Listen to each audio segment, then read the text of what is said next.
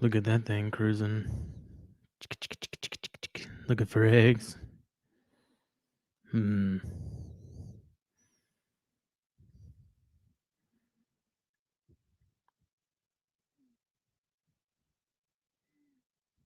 This guy's cruising through the jungle. I don't even know what those eat. He looking for food.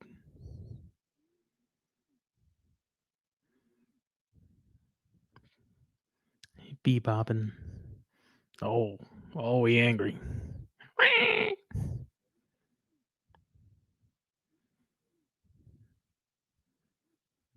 We're just waiting on Phil.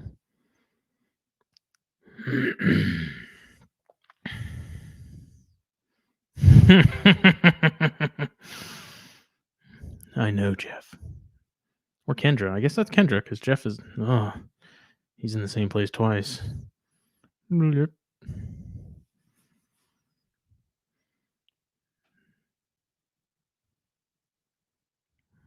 Ooh, he did. I did not see that Josh Hansen got a clutch of Boel and I. But if anyone was going to do it, it's going to be him. It's me. Hi. Phil is likely running behind, so you get me right now. I got a new desk, and so everything's sort of configured differently, and I feel like my camera's up high now, kind of, until I get I have a little part coming for another boom stand like this, but for the camera. And I'll have like arms coming from my table. So yes. Late as always. And he's also, I mean, he is old, so he may not know how to work the computer machine. Can everybody hear me okay, though? Because I unplugged everything and had to plug everything back in. I didn't touch any knobs or anything, but something could have been bumped. I don't know. Ow. There he is.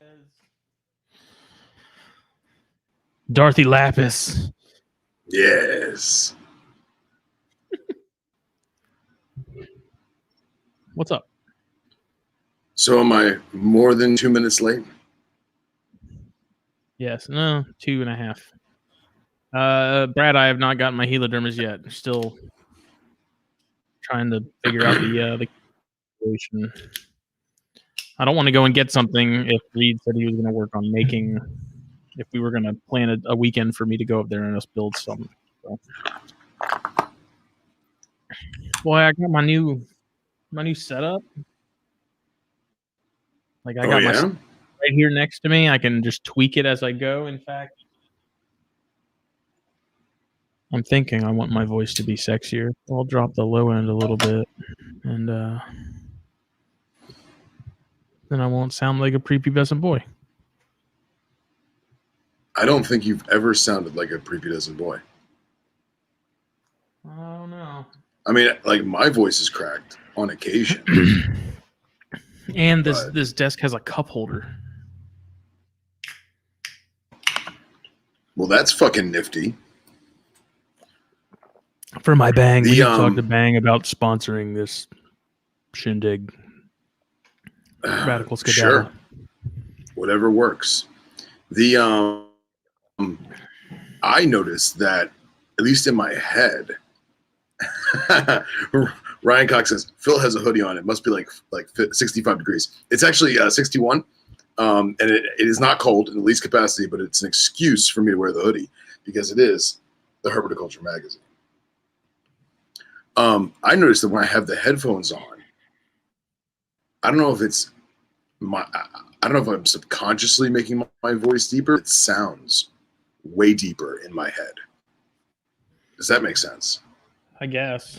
Let me see. I don't know. Yeah, my background's fake, guys. It's not actual wood. I'm sorry. That's a little better, I guess. That's not up. I just feel weird that it's like looking down upon me. I don't know. I'm still This new desk is pretty sweet. It's a gaming desk. I'm not a gamer, but it's got the little shelf that a monitor would go on, but it's holding all my knickknacks and cigar stuff.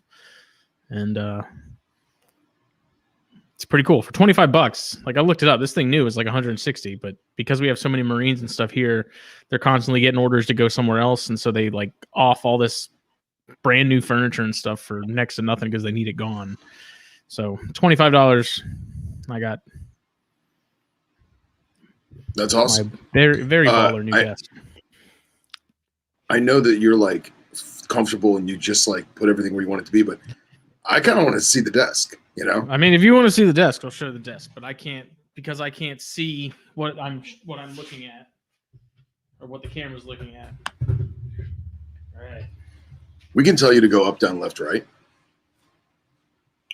Oh, wow. Look at you. It's my cup holder. Very professional. Where'd it go? That's me. There we go. I got the soundboard over there so I can mess with stuff. All my cords are in the back.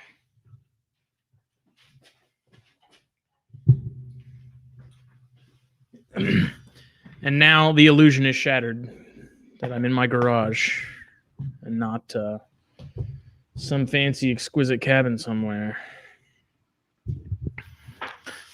That's all right. This camera sits cocked, and I don't like it. There we go. It looks good. I like the setup. I like the spread. He's funny. So yeah, this is episode 67 of Snakes and Stogies, brought to you by Puget Sound Pythons. They're right here in the comments hanging out with us. We had them on THP last week, and it was a good time. It was a good show. It was a great time. It was a great show. Great people. Our kind of people.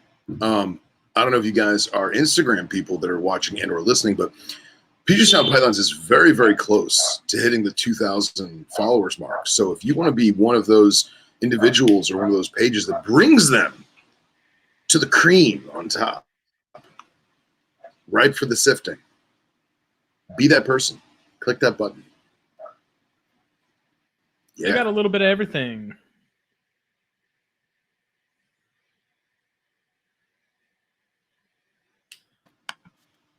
That I do. So, what are we smoking tonight? As you are unable to talk because you're smoking a cigar. I am rolling with a CAO Flathead 660. Nice. They just Nice. such a solid smoke. We sell them for like $8.95. Flavors always. Every time I smoke these, I always ask myself why I don't smoke them more often because they're every time they're surprisingly good. It's like I don't remember these being as good as they are. Every time. Yeah. So I was in the shop earlier today while I was out running some errands, and said, you know what? Tonight's a 660 night, and then I have a Cro-Magnon Toro as second round. So, what are you smoking? Excellent. I was gonna smoke one of the Leaf because it's been at least 2 months since I had one, but I'm down to remember those intemperance I got for Carbafest? Yeah. I'm down to the last two, and I'm like, all right, it's time. Dude, those would have been gone in like a week for me. Yeah, well, I have to savor them because I can't get them by me. They don't do Roma anywhere by me. They don't do flatheads either. So you need to get that son of a gun. You need to come see me. That's all. I know. That I know. And your corn snake, your Palm Beach County corn snake, housed its first meal, and I was a little worried that it was going to do the thing where it's like, oh my god, food! Oh my god, I'm in captivity! And it was like, oh no, that's going down inside my belly right now. It was glorious, dude. All of mine, no hesitation. Like same thing. It was like they're like, food is food. I don't care if I'm here, if I'm out there. is a meal. So, well, I wasn't gonna go. I wasn't gonna tell the story just because it's kind of gross, but I feel like it's actually a helpful concept, especially with people that are doing a small amount of field collecting if they so desire to. So, as most of you guys listening, watching know, people like myself and Justin, we have kind of a code of ethics in terms of field collection.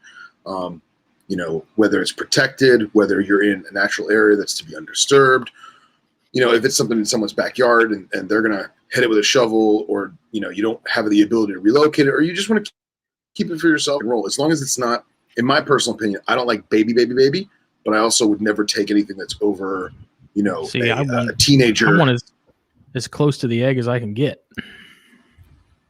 See, I'm just neurotic. I want to get, at least let them get the first couple meals in them on their own, you know, in the wild, and then I'll take them. But, you know, I never keep adults, that kind of thing. If it looks like it's a little under the weather and it's the right size, I'll try and, you know, fix them up a little bit, give them water in the field, whatever. Nurse it back to health. This snake, yeah. So this snake was the perfect specimen to be field collected. It had no external parasites.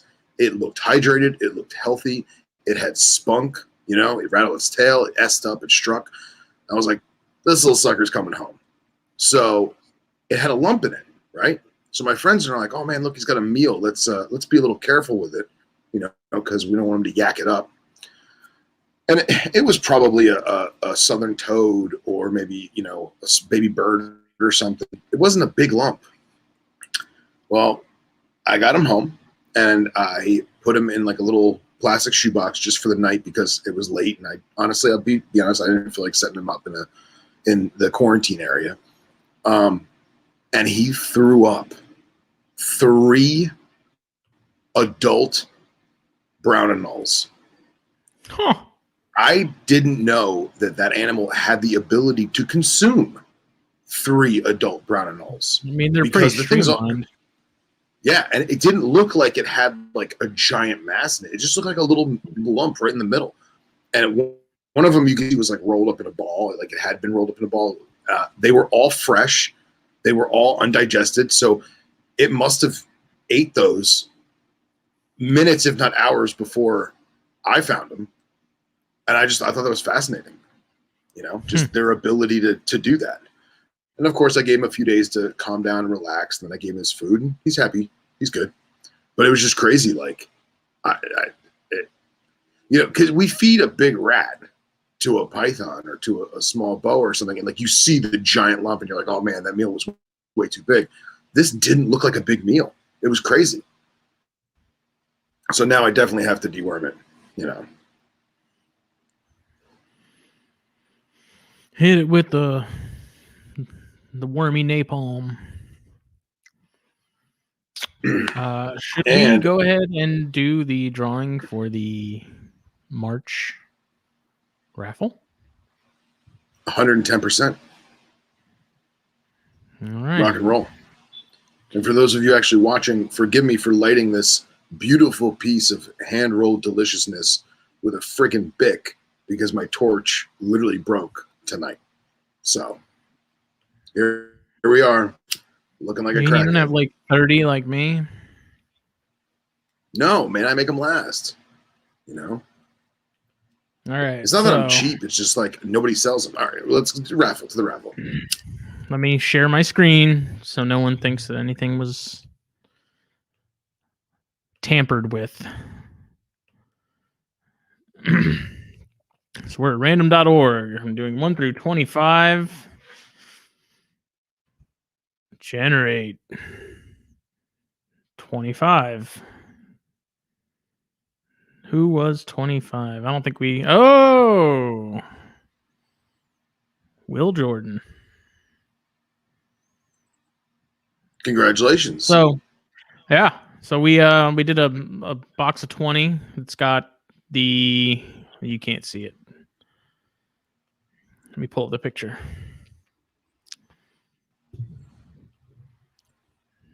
Damn it. McIntyre's in here talking smack. One ring. To rule them all, McIntyre. All right, so there's a Chiquitraca, Damn! a Sin Compromiso from Dunbarton Tobacco and Trust, a Norteño from Drew Estate, a Reserva Don Carlos from Fuente, 2 Bacas, 2 Fuente Hemingways. I get, since we're benefiting the Asclepius Snakebite Foundation, I figured some Cameroons would be a cool addition, but I didn't want to do all Cameroons just because of how delicate that wrapper is. So Bacas, Arturo Fuentes, 2 Roma Craft Cro-Magnon Toros, 2 with the Aquitaine Coronas, 2 Neanderthal HNs, 2 Guardian of the Farm JJs, a Liga Bravada T52, a Liga Bravada number 9, and 2 My Father Connecticut's. So, hell of a spread. Hell of a spread. Where's the Acid Blondie? And I love how, you know, with the foundation in mind, it's all African. What's the word I'm looking for? African ambiance.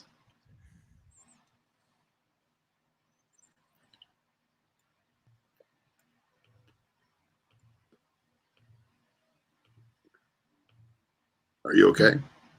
Yeah. Did you have a stroke? I didn't have a stroke. Thank you. Okay, good. Thank you for your concern. I'm oftentimes concerned.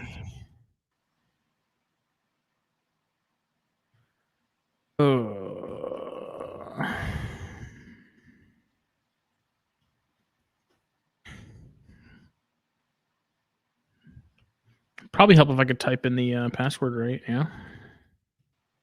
Yeah, that would do it. All right. So what did we have on the agenda for tonight? A lively show. Let me pull up the graphic because, frankly, I don't remember what I wrote down. That's all right. It's been a busy day. It's been a very long day for me as well. I actually had a long weekend too. I did a bunch of herping and didn't find a single creature. Oof. Figures.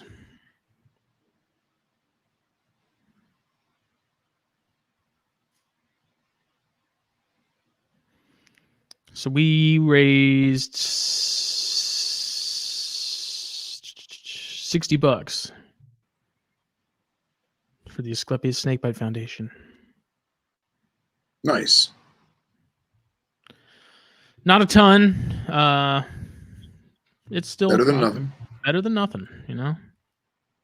Mm-hmm. So and to be honest, like that $60 goes a long way in Western Africa. It really does. Mm-hmm. You know, whether it's paying for fuel to get from, you know, site location, hospital, you know, local tribes, or it pays for some meals for some folks that are volunteering their time, saving lives. You know, $60 to us is a handful of Starbucks cups of coffee, but $60 in West Africa can go a long way, even if it's just 1 tank of gas. You know, just to get anti-venom and knowledge out to remote areas where people genuinely need it. So it's awesome.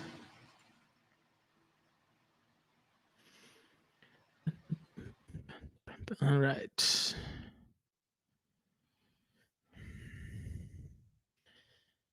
So the first thing that I had talked about was that I had written down was small batch versus large productions.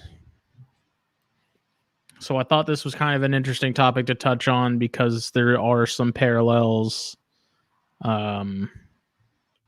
in snakes, like reptiles and cigars. Of course. Yeah. So Justin's focus needs to focus. There we go. Thank you, Paul. Yeah. So Boelen's python eggs got laid in the States. I believe it's Josh Hansen actually had some happen. This is a pretty big deal considering it's been done so few worldwide, not even just here in the US, but it's a very interesting and, you know, awesome step in the right direction. And I'm sure he's going to have a ton of information to share with everybody, you know, so.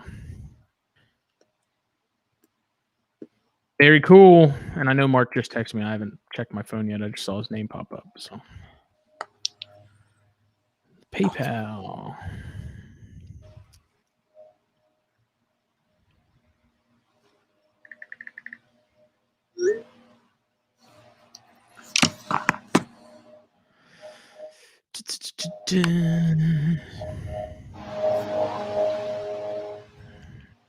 Phil, free Phil. I guess I am having. I'm trying to. I'm actually. I'm trying to send something to screen share. Dominique made the mistake of sending me something, so this is going right on the live feed. Share screen. There it is. She texts me. She says, "Look, twinsies." But there you go. Look at that. I mean, I look like I'm having a stroke. She looks adorable with her handlebar mustache and her Chondro Python hoodie. Love it. So for those of you who are unfamiliar with the Snakebite Foundation, Dominique says, who wore it better? Definitely you, my dear, definitely you. For those of you who are unfamiliar with the Snakebite Foundation, Snakebite Foundation is a group of individuals, mostly from the United States and Europe, that travel to West Africa, majority of sub-Saharan Africa, and they're educators on snakebite and treating snakebite in the field.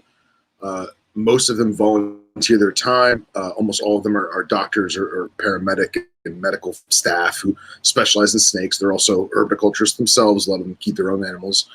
And it's just a great organization to support and be a part of, because there's nothing political. It's strictly about educating people and saving lives, because it's not just saving the lives of the humans that get bit by the snakes, directly and indirectly in the field in their day-to-day lives. It's also about saving the species of snakes that they are working with side by side. We farm in their environment, we live in their ecosystems, we traverse their habitat. So the best way to do it, aside from teaching people about medical aid and antivenom, is to educate people on the types of snakes. So many people get bit annually worldwide because they were simply trying to kill the snake. There was a survey done in the United States a few years back. A lot of them are walking around barefoot and stuff too, and stuff happens. So ASF is actually doing a lot of literal boots on the ground, grassroots work, educating schools, hospitals, medical facilities, and local small batch suburban tribes that they still get water from a well, whether they're agriculturists or they're hoof stock farmers or what have you. They're being taught by people that genuinely care about the people and the snakes. So I think it's wonderful. I think it's an awesome organization to look into, and if you can donate, awesome. And just because you can't monetarily donate doesn't mean you can't spread their message, spread their information, show people. Justin was kind enough to put the link on Facebook Live, and just check it out, man, because they're awesome people helping other people, helping snakes. So I can't. It's not a lot of people either. Support them enough. Yeah. Yeah. So let's see. 1, 2, 3, 4, 5, 6, 7, 8, 9, 10, 11, 12, 13, 14, 15, 16, 17, 18. So they have 18 people basically that comprise the ASF. One of them being our buddy Brent Schultz of Venom Life Gear and Get Hooked. Nathaniel Frank from M Toxins. So those are people that are involved that we know. Ray Morgan, who a lot of us, I'm sure, are familiar with the Venom interviews. He's the guy who did that. Leslie Boyer, who's a pretty big deal on the medical front as far as like snake bites, especially out west, have gone. Yeah, they do a lot of good stuff, and yeah. Did you see that? The video of that guy getting bit by the Russell? I did. It just wasn't good. You know, it's just videos like that always bother me because it's a combination of you're asking for it. You know what I mean? You're just asking for a bad thing to happen. You also think about there's a high probability that snake's life ended after that incident. So aside from the guy getting bit and possibly facing death himself or major bodily harm, the snake's got a high probability of being killed or dying because it's going to be put in a scenario where it can't live its best life. It's going to get shoved into a jar or a basket where it's basically going to be deprived warmth and food and water. Or the stress of biting a human is a really big deal for a lot of snakes. And a lot of times the stress of that, the trauma from that will cause a little chain reaction, and the snake's not going to eat. It's not going to drink. And it could mean the death of the animal, or it could just be killed at the hands of humans, which is sad. So I think it's hilarious where you've got one guy that's shining this flashlight in the viper's eyes, trying to distract it, and they just don't know any better. But at the same time, they know more than enough to hold it by the tail. He's going to try and grab it behind the head, and that's not how you do it. You just leave it alone. Get a broom, sweep it out of the house, whatever. This was pure showboating, and we'll never know the tragic end of it. But that's not the snake you want to get bit by.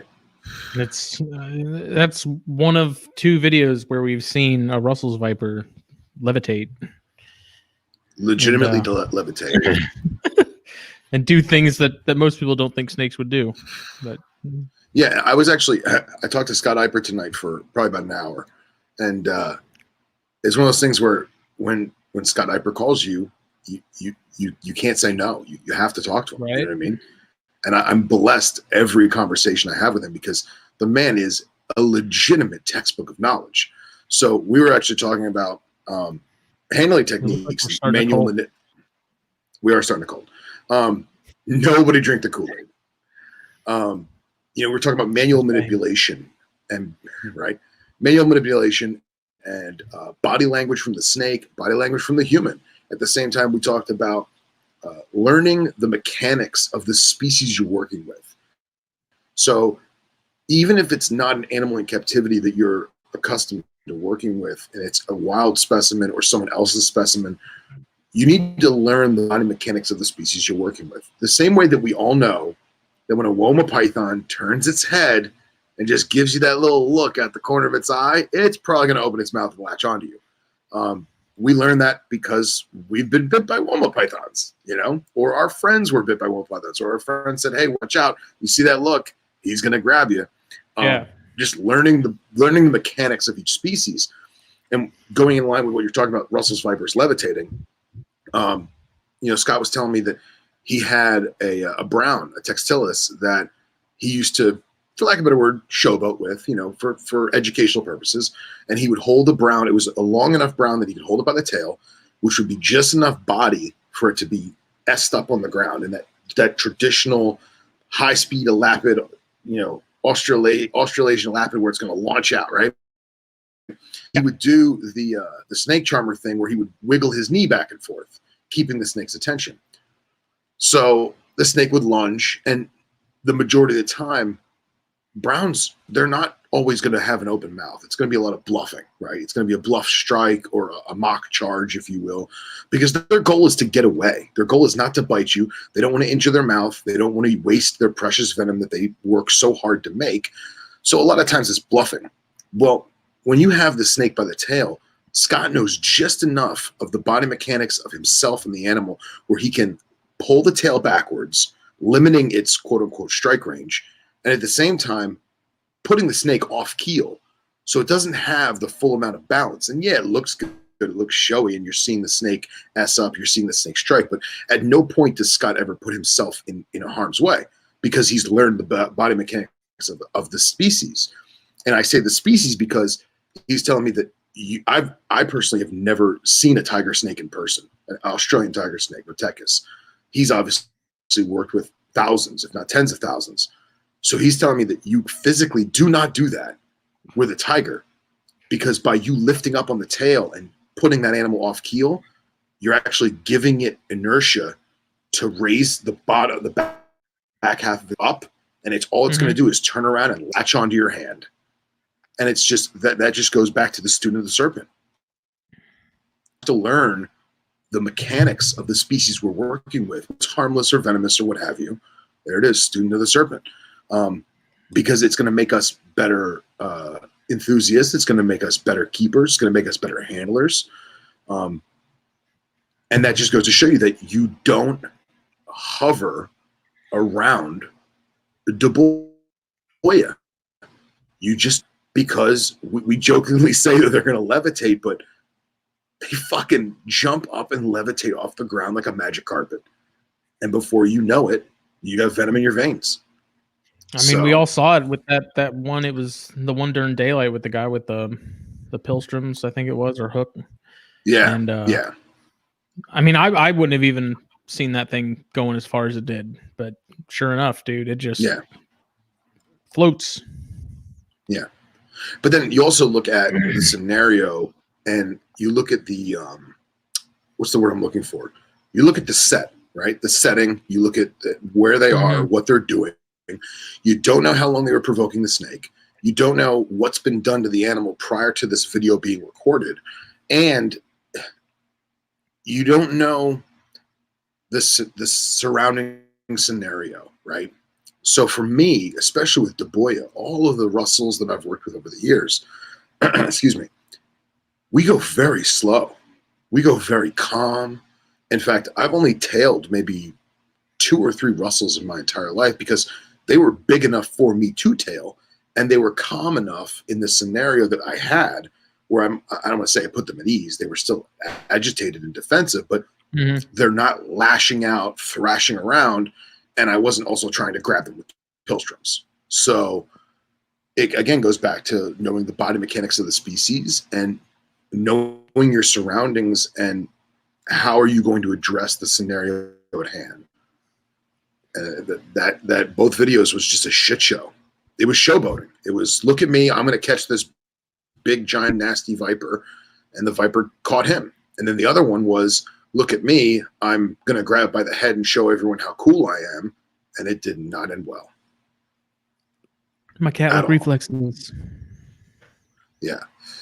And then, come to think of it, there was that other video of the guy free-handling the Russells, the little baby Russells. Do you remember that? Oh, I don't. That was, I think, that was the most cringeworthy of all of them, because that was maybe a year ago or 8-9 months ago.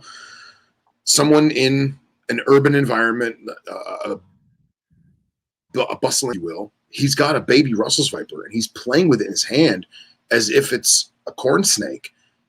And the Russell's viper's not stressed. It's just chilling. He's giving it, the tread through his fingers. And you watch that Russell's viper. You just watch its face turn. It gets that little glimmer in its eye. And it wants him.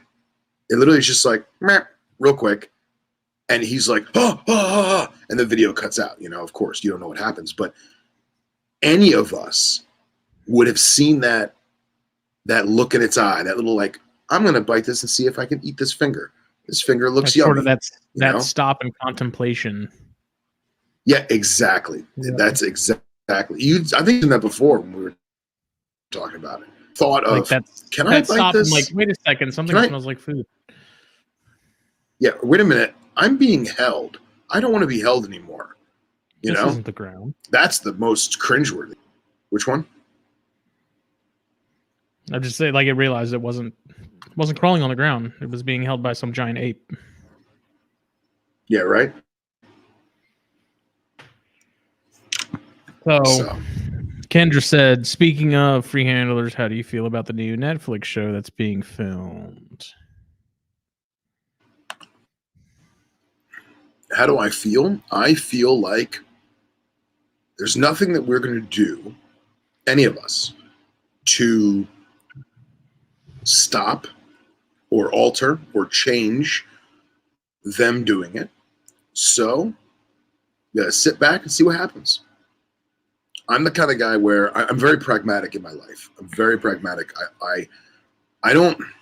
I'm not glass half empty. I'm not a full-blown pessimist.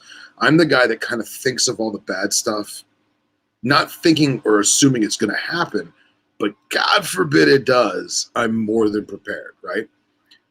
But I try to do everything in my power to not worry about things that are legitimately out of my control. You know, whether it be legislation or a possible bad movie documentary making us look bad. Who knows? We're never going to know until it's actually out. And yeah, we'll see what happens. Dom raises a good point. You don't understand because you didn't watch Tiger King. I watched enough Tiger King to know what was going on.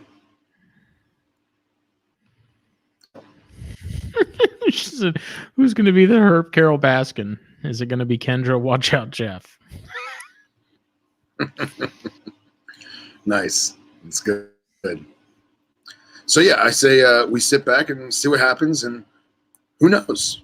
It could show something in a different light, or it could be a shit show and makes us all look bad. Who knows? I'll say I'm a bit more. We'll know until it's out. A bit less optimistic. Yeah, but again, I'm not going to lose sleep over it. I'm not going to raise blood pressure over it.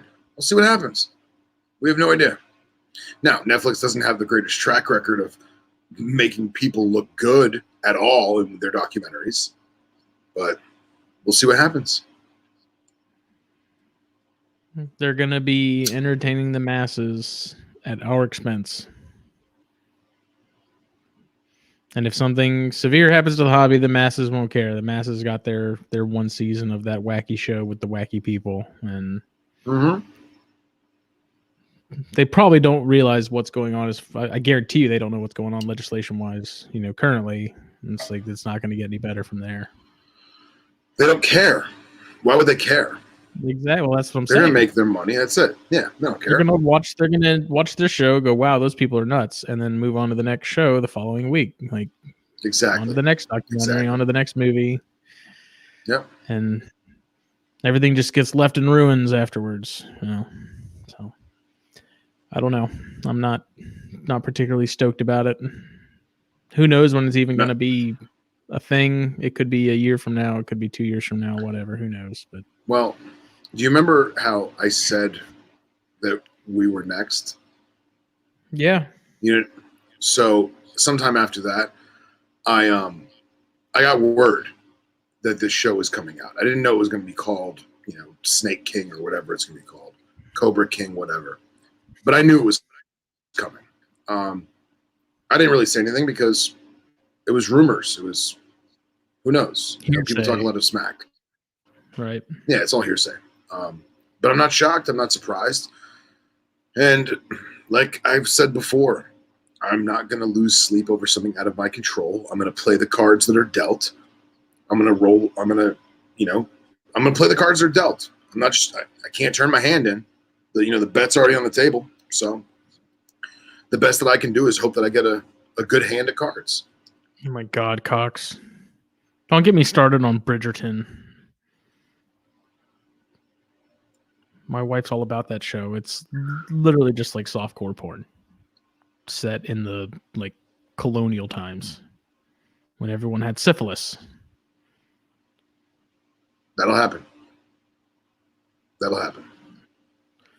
So now that we're all morbidly depressed, what's next on the agenda?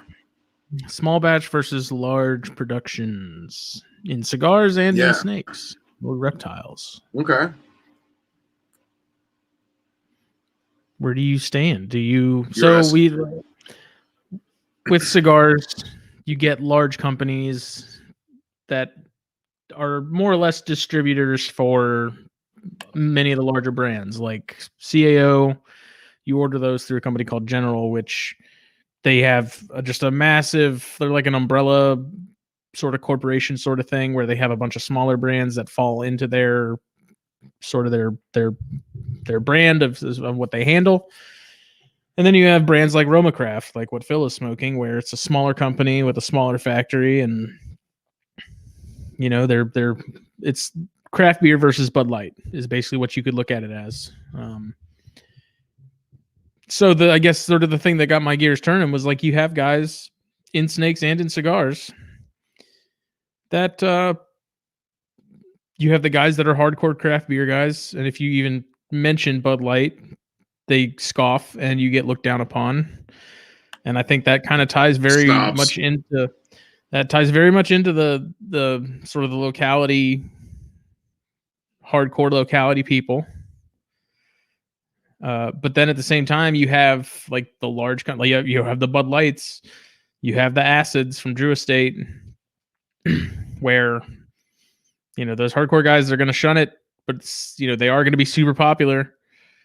But there is always going to be that core group that maybe has had one or two, and they said never again. Same with snakes. Like you get some of these bigger companies that are popping out snakes like crazy. People either love them or hate them. So I was curious what your sort of, if you saw that in venomous stuff as well, or I don't know. I'm like super foggy tonight for some reason. I'm waiting on this bang to kick in. Well, I'll say this. I am a snob in a lot of my life, whether it's my work or cigars or not so much snakes, but I wish I was a snake snob. You know what I'm saying? I don't think I'm in as deep as I would like to be a snake snob, if that makes any sense. But when it comes down to brass tacks, my personal opinion is being a snob, or let me rephrase this. Okay.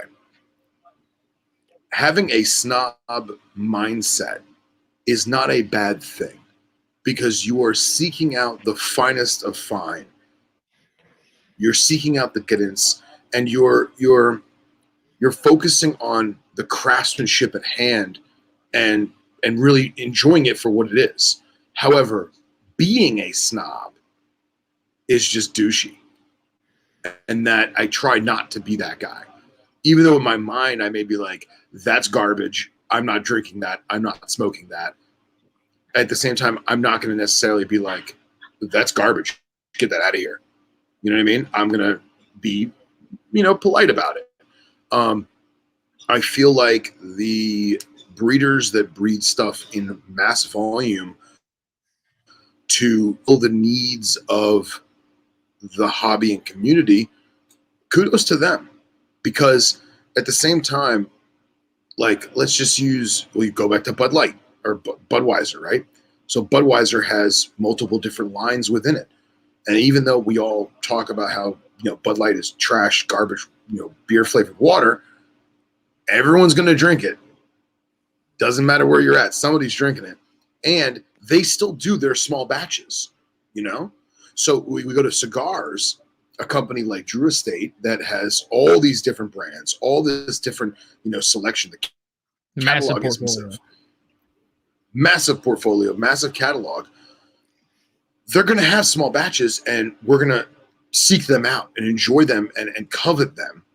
But I don't like it when they make it an elitist concept where, okay, like the H99s, they only made so many of them. I get that. But then you find out later on that, well, no, they did that on purpose because they want to keep up the allure. It's like a company that tells you, oh, only 500 of these are made. So everyone wants it. And then 6 months later, they make another 500. And then a year after that, they bring it back. They make another 500. I mean, there are companies like Crown Heads does the Las Calaveras once a year. And I mean, those are, depending on which year you're talking about, some years have been really good. Some have been horrible as far as like the flavors of that cigar. But like some of them do annual releases where they're like, we only did, 1,000 boxes of this year. So get them while you can. Like, I kind of understand, like if they're doing something sort of unique and something different, it does drive sort of a demand, but you're going to have, I feel like that kind of stuff is much more catered to sort of the nerds, the cigar nerds they want that, but the guys that are just kind of like whatever smokers, they smoke maybe once or twice a month. They smoke, acids or, Macanudos. They're not hardcore guys. They're just like, I just like a cigar. That's not the guys they're aiming for with that. They're going for the collectors, quote unquote, and the hardcore connoisseurs.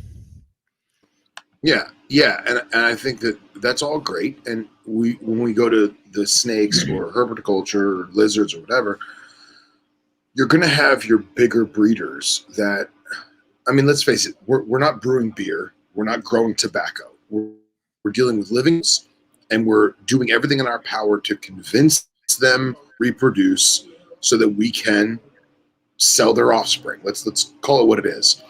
And you'll have your bigger breeders, like I think it was Mark and Kimbell had like over 1,000 adult California king snakes at one point. Like they're producing massive amounts of California king snakes to feed the pet trade, which is great because you're not plucking them out of California anymore. And at the same time, it's making them more affordable and it's diversifying everything that's out there. I have Billy Bob down the street who has like 2 pairs and he produces a beautiful baby California king snake. And if I want one, and the $100 one, well, maybe not $100 anymore, but back in the day it was $100, $100 from the private breeder or $40 from the large breeder, it comes down to that snobbiness. Is the product at hand, because let's face it, we're considering it a product at this point, is the product at hand really better from the private breeder opposed to the larger breeder, the small breeder, the larger breeder? And if the product's the same, then it really doesn't matter. And that comes down to your personal opinion of it. Well, I'd see the way I see it is like I like to. Go ahead. No, I was going to say personally, I would try my damnedest to go with the smaller personal breeder because I feel like there's a better connection there, and it's small batch, so to speak, because it is small batch. It's mom and pop opposed to chain store, and I want to kind of support that person. But at the same time, that doesn't mean that I don't want to support the other company or the other people. Does that make sense? Yeah, I mean, I look at it a little differently. Like I see it as, so you have the people that have the 1,000 king snakes that they're cranking out to fulfill wholesale orders, whatever. But that one person that's only has 10 pairs, but they're focused on one phenotype or 2 or 3 phenotypes out of that group. They're really putting a lot of effort into bringing out certain traits, and they've been grinding at it for years and years and years. Like again, I think it's catering to different hobbyists. You have the guys that are looking, that want that crafted sort of line bred animal, and then you have the people that are like, I just want a cow king. As long as it's black and white, I don't care. And it's that's true. You're always going to get, I see it in cigars all the time at the shop. You always get people that come in, they haven't smoked a ton of cigars.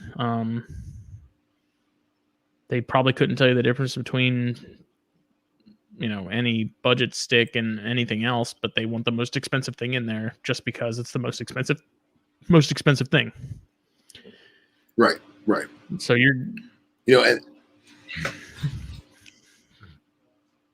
it also comes down to it also comes down to we're dealing with a living creature, right? Mm-hmm. And you can't pick out crap on a living creature. You can't. You can examine the line breeding and the phenotypic breeding and stuff to produce a desired result in theory, and a locality phenotype that may be a completely different color or a completely different pattern. That's not the same as quote unquote craftsmanship, because when it comes down to brass tacks, the DNA is the same. The health of the animal is the same in theory, right? So like we talk about cars, we talk about guns, we talk about electronic devices. A Kia and a Mercedes or a Lamborghini is a Mercedes or a Lamborghini. They both are cars. They both use gas. They both have 4 tires. They both get you from someone who has the means to acquire the Ferrari buys the Ferrari because they want the craftsmanship of the Ferrari. And I actually got into a discussion with one of my friends recently about this. It's like, quote, craftsmanship of the Ferrari is worth the price tag compared to most luxury Kia or Hyundai.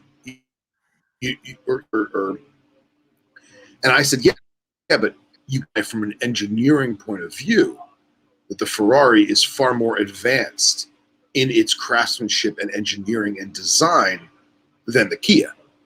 But then again, just because the Kia is not designed and engineered of workings, that it's bad, it's still great. It's still a great car. It's still going to do a good job. It's going to have good gas mileage and do what its intended purpose is. So when we look at the cigars and the craft beer, we can kind of tamper with that craftsmanship concept. But when you're producing a living creature, other than it having some kind of birth defect or abnormality from poor genetics, the craftsmanship is essentially the same, is it not? Physically, yes, but then I think you have the difference of, someone gets a snake and they want more information on it. That person that only did 10 pairs is probably going to be able to tell you better as far as what it came from than the 1,000 Cow Kings from, right. But just to play devil's advocate, now we're not talking about the car you bought. We're talking about the dealership you bought it from. And that's a whole nother level of for lack of a better name.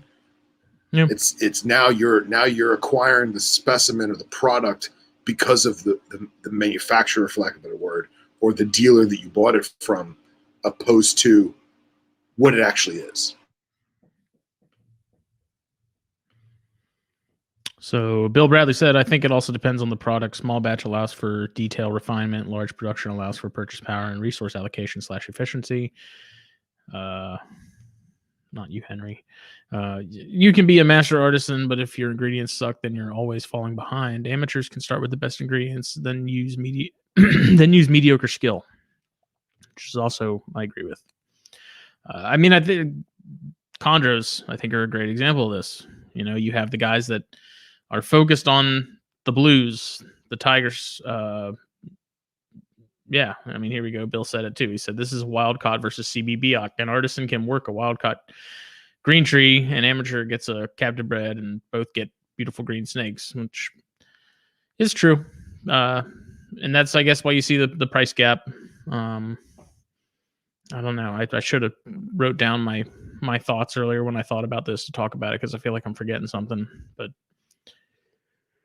I don't know. I'm fuzzy right now for some reason. I don't think being a snob I don't think having a snob's mindset is bad. I think being a snob is a little uncouth, but I don't think thinking like that is wrong. I also think it comes down to the person purchasing it. You know what I mean? Mm-hmm. If you want something, you're going to weigh out and do your research and say, okay, well, I could buy this animal from this person. I could buy that animal from that person. I could buy this animal from this breeder. Which one suits my needs best? And it really comes down to a matter of personal opinion, a matter of personal preference. It's not like there's only one person breeding chondros, We're at a point now where there's lots to choose from. Do I want the locality specific stuff, or do I want the designer? It's a mutt when it comes down to brass tacks, but it looks really cool, or it has the potential to look really cool. So to each their own, it's up to you. It's up to what you like. That word mutt always drives me crazy, because I don't know about you, but to me it implies ugly. Okay. Like I always think about it. I don't take mutt as ugly. See, well, I get it from carpet pythons, because you see mutt carpets, and a lot of times you see it in the groups, and it's people saying, I just got this off Craigslist. What is it? And so I don't know. Maybe I've built my own sort of mental association of like mutt means subpar aesthetically.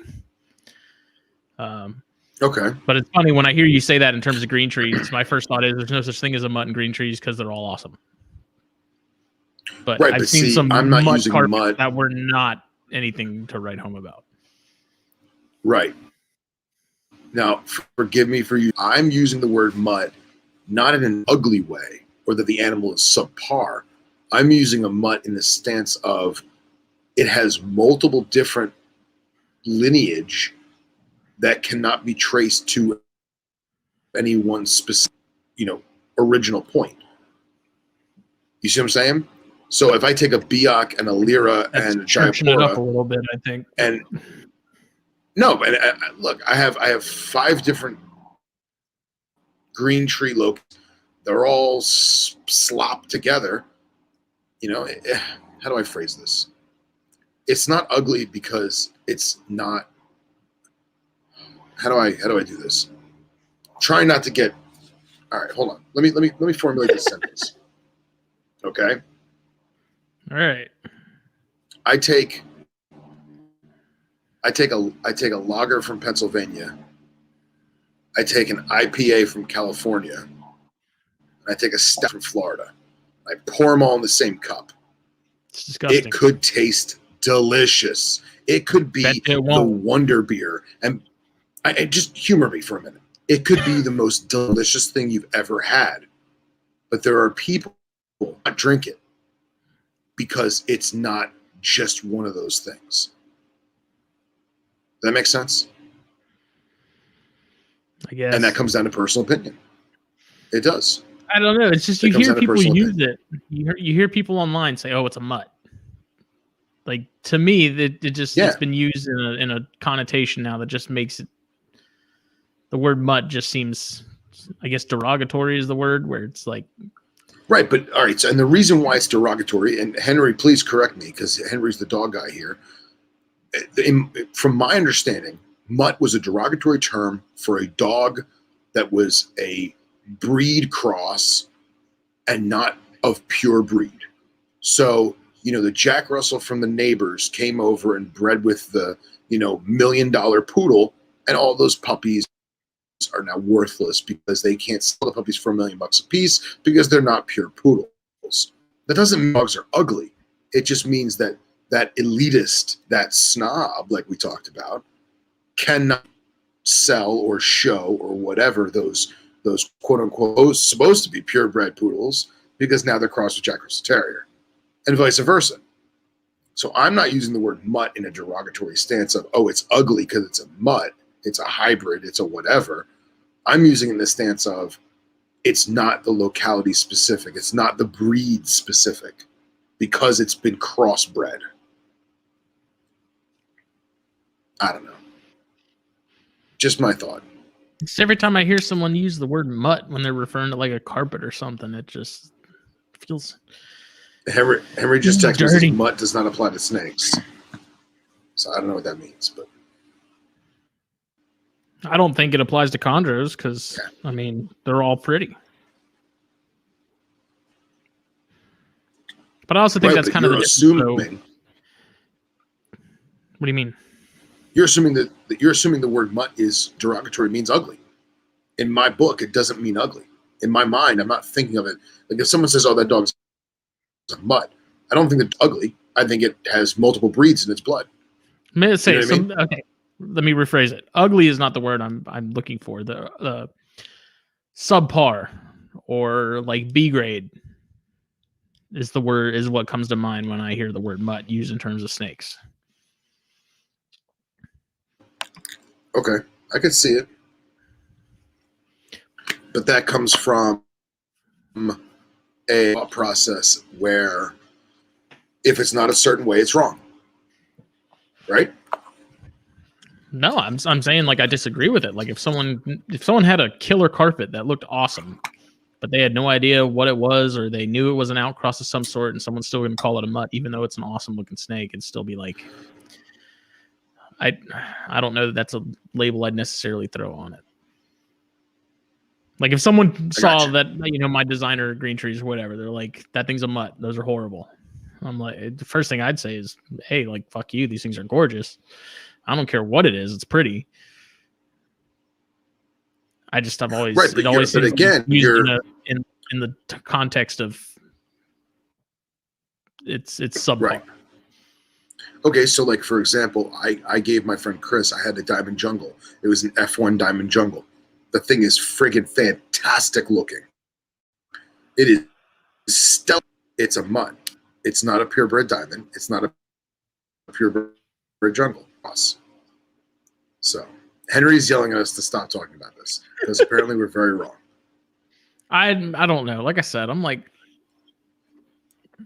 struggling to focus, and but Dom did ask a good question earlier. She said, if they asked you to film in quote unquote Cobra King or whatever they're going to call it, would you say yes in an attempt to show the hobby in a good light, or say no on principle? What's up, Brennan? What makes you think they haven't?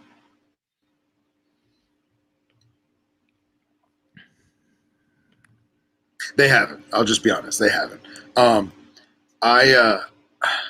I get asked a lot of questions about the stuff that we do, the stuff that I do, from people that don't know anything about it. And I never turn down a question. Like that old saying, there's no such thing as a stupid question. That's the truth, because if you don't ask, you'll never know. So I get asked questions all the time. Coworkers, customers, friends of friends, family members, all kinds. It's usually the same questions. Oh, did you let him roam around your room? Like, no, like I have cages, like that kind of thing. Well, you just pick them up, right? You just hold them. So it's tough because where they're filming this thing, you have no idea how they're going to twist it. You have no idea what they're going to make you look or how they're going to make us look. It makes you extremely apprehensive. It does. And at the same time, they could tell you how it's going to be this glorious thing and cast a beautiful light on everything. They could be full of shit, but you signed that contract. So I would have to evaluate the questions that were being asked to me. I would have to evaluate how things are being looked at and filmed. I would at no point show me handling anything. I would at no point show any of my own personal animals, my own personal collection, or the facilities that I work in. But it's a lot of what ifs, because it's not just oh yeah, sure, I'd do it. No, it's a lot of what ifs. It's the stars have to align for me to do something like that. I don't know that I'd entertained it at all. I mean, it's been pretty well documented, especially with like Animal Planet and stuff. I remember someone did it's either on a website or a forum post about whoever it was that was doing the Fatal Attraction show on Animal Planet. Like the producer was asking the questions as far as like the filming of the interviews and stuff, and they were really looking for a certain answer. Of course, they weren't just wanting look at the name. Look at the name of the show. I understand. I'm saying, yeah, they're fishing for the context and the frame that they want things to be portrayed in. Right. And so to me, I may think that I'm doing this for the, betterment of the hobby by being in this, production or whatever, but knowing damn well that they're probably going to chop it up and completely just butcher whatever I may have done or said that was done in good conscience.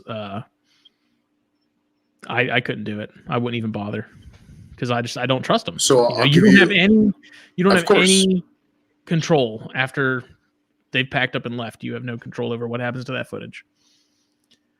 Well, you would to a certain degree, because you have contractual obligations and lawsuits and all that shit. But let me give you a what if here, a suppose, if you will. So the Netflix people call you to do this stuff. You tell them no for obvious reasons, because it's Netflix. And as much as we love watching their stuff, it's not trustworthy, right? And then you get a phone call from a British phone number, and it's David Attenborough. And he says that we're filming a documentary on the relationship between shorebirds and semi-aquatic turtles, and we're going to be in the Beaufort area, and you were recommended to us from Ryan Reed, the Beaufort reptile guy, and we'd love to have you be our guide for 5 days in the swamps. Would you say yes?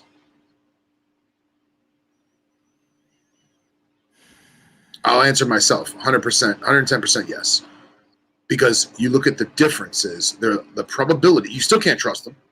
You still can't trust them. You're still going to have a contract. You're still going to have, the ability to have liable situations, right? The people and the way that it's filmed from the track record gives you a better feeling that it might not be all that bad. Plus, you get to meet David Attenborough, and that's going to be cool as hell. But it comes down to who's doing what. It's a what-if scenario. You can't answer it until you're put in that exact predicament, I don't know. Like Reed is a good example. He was National Geographic did that show on the snake preacher people.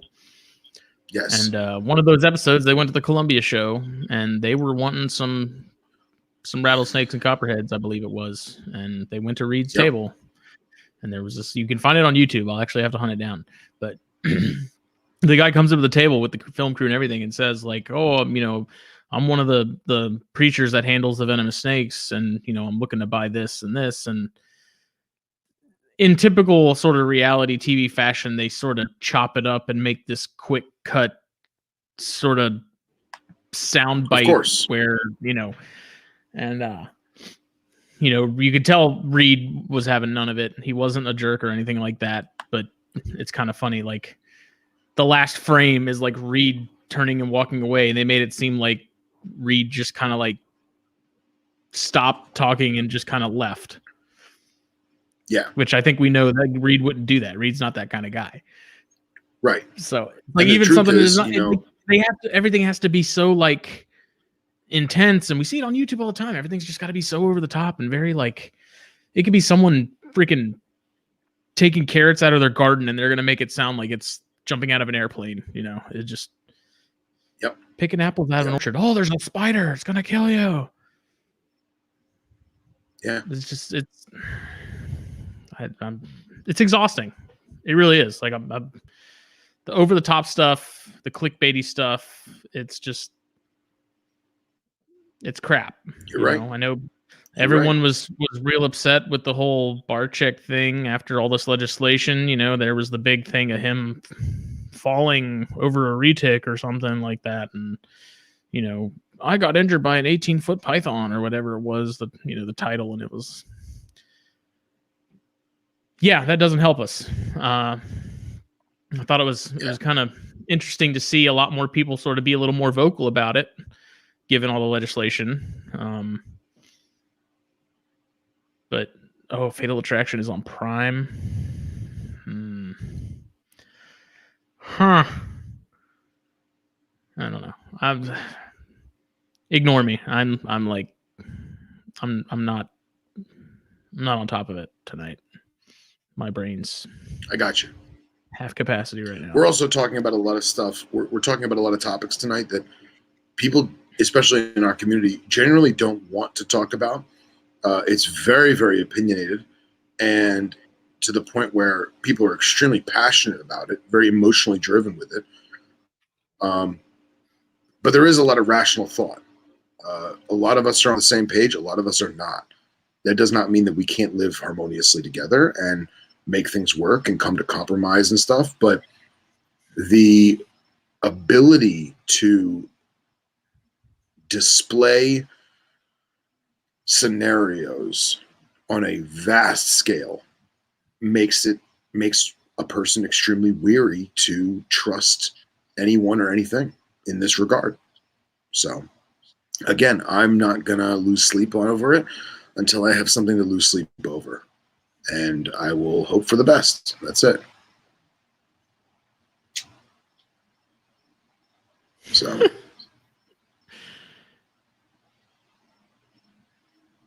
what's going on? I'm reading what Scott said. He said, yeah, you can. Your shit cut from a screen grab to make you look like you had a stroke too. People can be ruthless. When did that? Yeah, I must have missed something.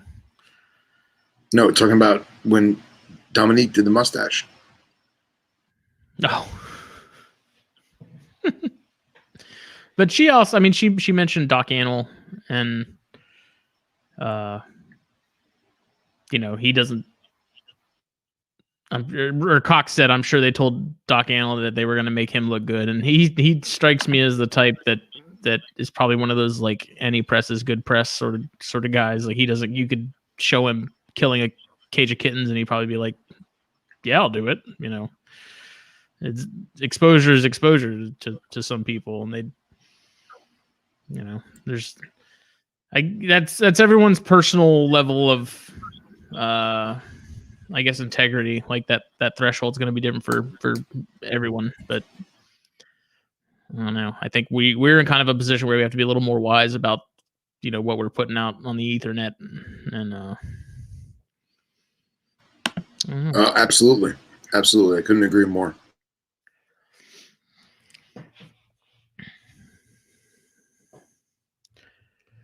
Oh, but anyways, I also, since the 5 Herp room must-haves has been such a regular, it's been a regular piece in the magazine now for a couple issues, and I really like doing that piece because I'm always interested to see what people are using, you know, because that's a good way to get ideas and, you know, improve your husbandry, or, you know, things to make life simpler, make life easier.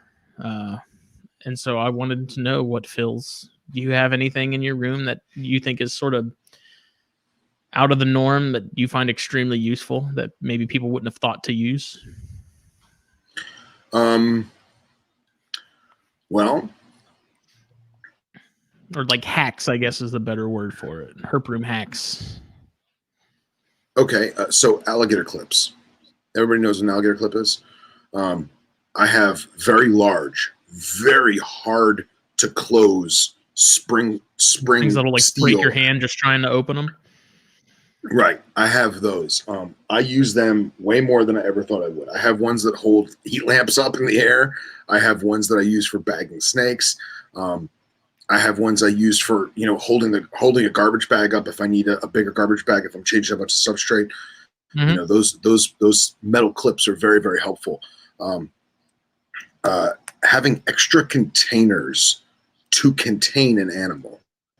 So, like, for example, a lot of venomous people, a lot of non-venomous people too, they have a big Rubbermaid trash can that they use as a containment vest because they put the snake in. A lot of times the snake doesn't have the ability to come to the top. It's basically like a pit, if like you will. A well or something. Yeah. Right. Excuse me. Have more. Kendra's a door sweep. There you go. There you go. Door sweep. Cough, cough, so, Justin. Right. Having extra containers for containment. So I have my primary Rubbermaid trash can with my lid.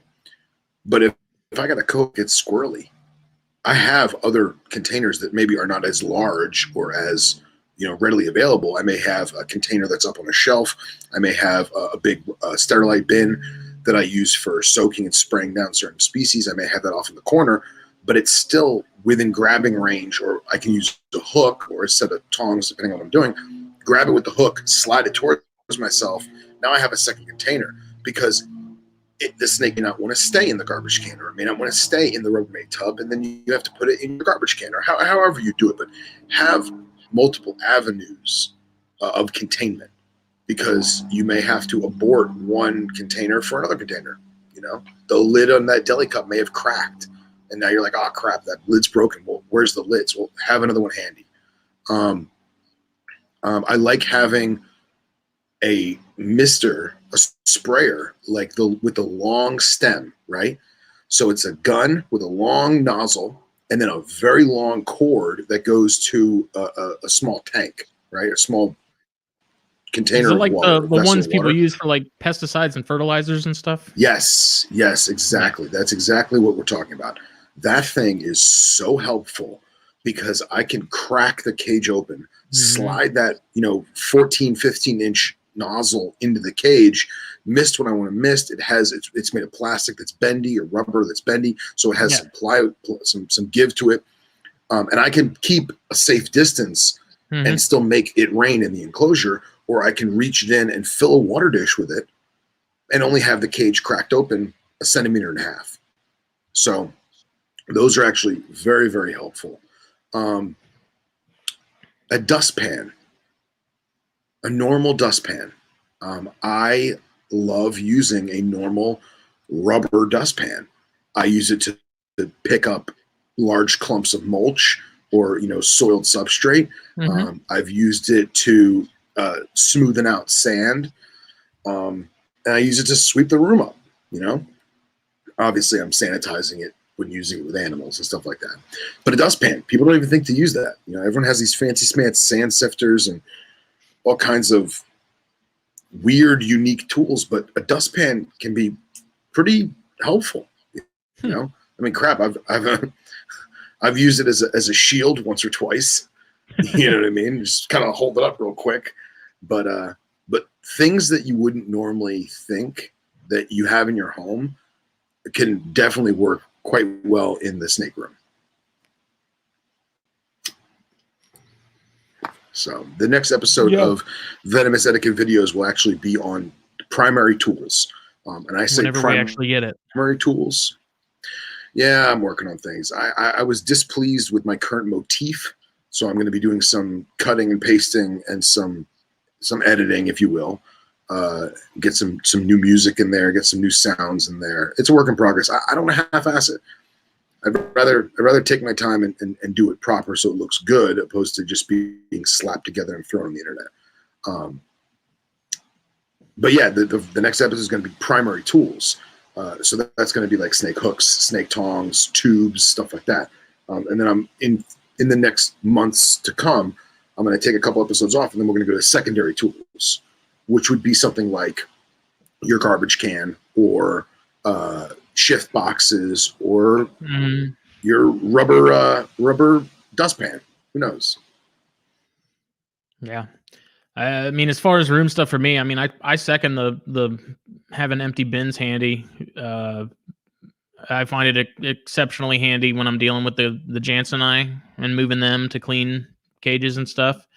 Pretty much to the point to where like I'm willing to keep a 32 quart slot in one of the racks empty just to use it for them, because getting them into pretty much anything is kind of tough because they're so squirmy. And it makes things a little faster when you just have something you can just put something in, be it corns, beards, whatever. The chondros is different because they're just going to sit there on the perch. I just put that perch somewhere. But I do actually, I need to figure out a way to make some sort of perch holder so that I can set them on that while I'm cleaning, instead of having to find a spot,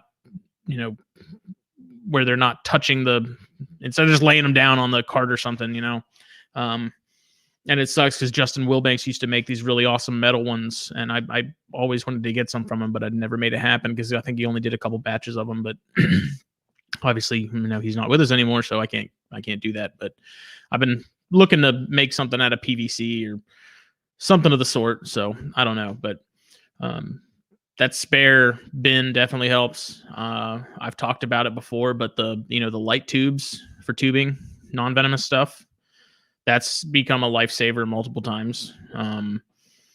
If I have something like the Boiga, when I did that first pairing and I thought the swelling from the copulatory swelling was something serious, tubed her real quick. I was able to just tube her, check it. It's nothing, cool, put her back. And instead of having a, sort of corraler and pinner or whatever, and do all that, it was much less stressful. Just tube them, check it, put them back. Dealing with that scrub the other day after he sort of just posted up and was waiting for me to get within his blood circle. Just tubed him, unwrapped his tail from the nooks and crannies of that tub latch, and it made life a lot easier. So those are nice. I mean, they're cheap enough to be disposable if you wanted them to. You buy one, you can cut it in half, and you have two tubes because they're like 4 feet long. Obviously, there's only like two sizes that I could find that Lowe's sells. So if you're talking about something big and fat like a blood python or something, they're not going to work. But for thinner stuff like small chondros, rat snakes, stuff like that, they're perfect. And then I was at Will Jordan's house over the weekend because he lives right up the road from me. And he mentioned Chlorhex, like your Chlorhex solution, instead of in like a regular manual spray bottle, putting it in one of those misters, the pump sprayers, which I, for some reason, never thought about that. I thought that was a really good idea. The cereal container thing that I use to disinfect tools now, fill that up a third of the way with Chlorhex. You put all your tools in the little lid part that opens up. It's heavy enough. It has a nice base to where you don't have to worry about tipping over, especially when you're dealing with longer tongs and stuff like, you deal with. It makes life a lot easier. I even, I put my hooks in there after I'm done using them, and I don't know, that's come really in handy a lot too. But the little money counter fingertips, I use the hell out of those for stuck shed. That's something I learned from thimbles. Harlan. Yeah, man, you want those things take like stuck skin. It's like a magnet. It just grabs it and pulls it right off. And that also sort of ties into the whole tubing thing. Like if you have a chondro with stuck eye caps, they're kind of a pain in the ass to corral and grab. So tubing them is it's faster, it's easier, it's less stressful. I'm all about it. So the little pen hooks from Brahms we've talked about a lot. Those are awesome. I use those a lot still too. The filters, like the water filters that I've been using, be it that bigger pure model or the just the Brita pitchers. Saved a bunch of money on buying gallons of water with that. I haven't had any issues. I was actually using that filtered water with the dart frogs and never had any problems either. So I feel like if they can handle it, it's probably pretty safe. And then today, actually, I bought some more of these.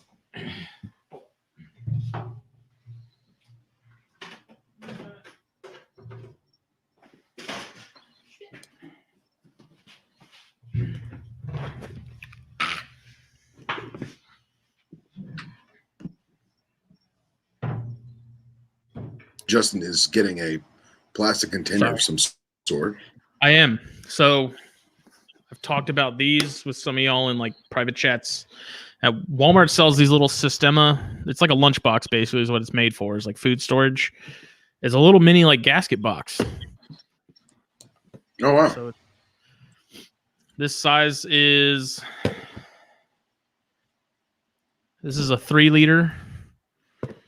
And it's got 2 little latches, and then I take my 1/16 size drill bit and put a tiny pinhole in each corner. And then on this, because this is a bigger tub than what I used previously, like it's deeper, I went ahead and put 2 on the top. And so that's kind of enough to depressurize things a little bit, because obviously if you have it completely sealed up, those eggs are generating heat and stuff.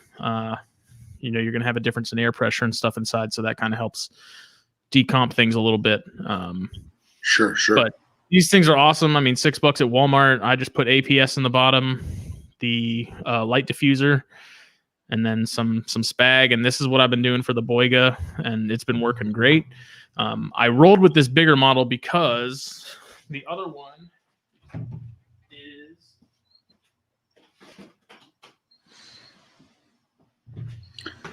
Scott Iper says, "Welcome to Aussie herb keeping. We use Sistema for 10 years, Justin." Yeah, well, they're awesome because they're made in New Zealand. They're closer to you. So this is what I'm using currently, and this worked fine, but it's a little shallow. So when you have an egg, like a clutch of eggs that's clumped together, they get a little close to the top, especially when you have substrate and stuff. So I switched from these. Like this will be fine if I have like a clutch that was laid flat and not mounted on top of each other, if that makes any sense, to this. So I mean, it's pretty almost double the depth. Yeah, almost double the height. Yeah, because this is a 2 liter. So and the reason I like these is because it's a clear lid. I take my flashlight because I have a wine cooler converted into an incubator. I like these because I can just shine my light through. Half the time, I don't even have to do that. I can just look in there, check on the eggs without having to open the main chamber, without having to open the egg box. And it's because before I've used like opaque lids, and it sucks because when you want to check on the eggs, you got to open everything, got to open the main chamber, open the egg box, and it's kind of a pain. And I feel like the less you have to do that, the better. So switch to these, and they're awesome. I like them a lot. Let me ask you, do you own a rain chamber, or have you made a rain chamber? No. Okay, so for those of you who are unfamiliar with the concept of a rain chamber, basically you're getting a plastic tub type container that has a locking lid. And this is for rapid skin hydration of a snake or lizard, or even some of the turtles and tortoises, where they go to shed and the shed is very, very dry and maybe it's patchy, maybe the snake's dehydrated. And basically what you have is you have your plastic tub, and you have, for the sake of keeping even numbers, you have 10 holes in the top that are big enough for water to permeate through and rain, right? And then if you have 10 holes in the top, you have 15 or 20 holes in the bottom so that it doesn't fill up with water, right? We don't want to drown the animal. It's used primarily with a lot of arboreal stuff, because a lot of arboreal stuff is going to drink rainwater, it's going to drink dew. And at the same time, you can put a perch in there, like a piece of PVC or a piece of grapevine or even a twig from outside that you've cleaned off, and put something in it that the animal can sit on or rest on. And then you take that locking sealed tub with the 10 holes on top and 15 or 20 holes in the bottom, and you put it in your shower or under the faucet, and you let water pour on the top, and those 10 holes in the top will rain down into the chamber, causing 190% humidity, and it's actually raining in the chamber.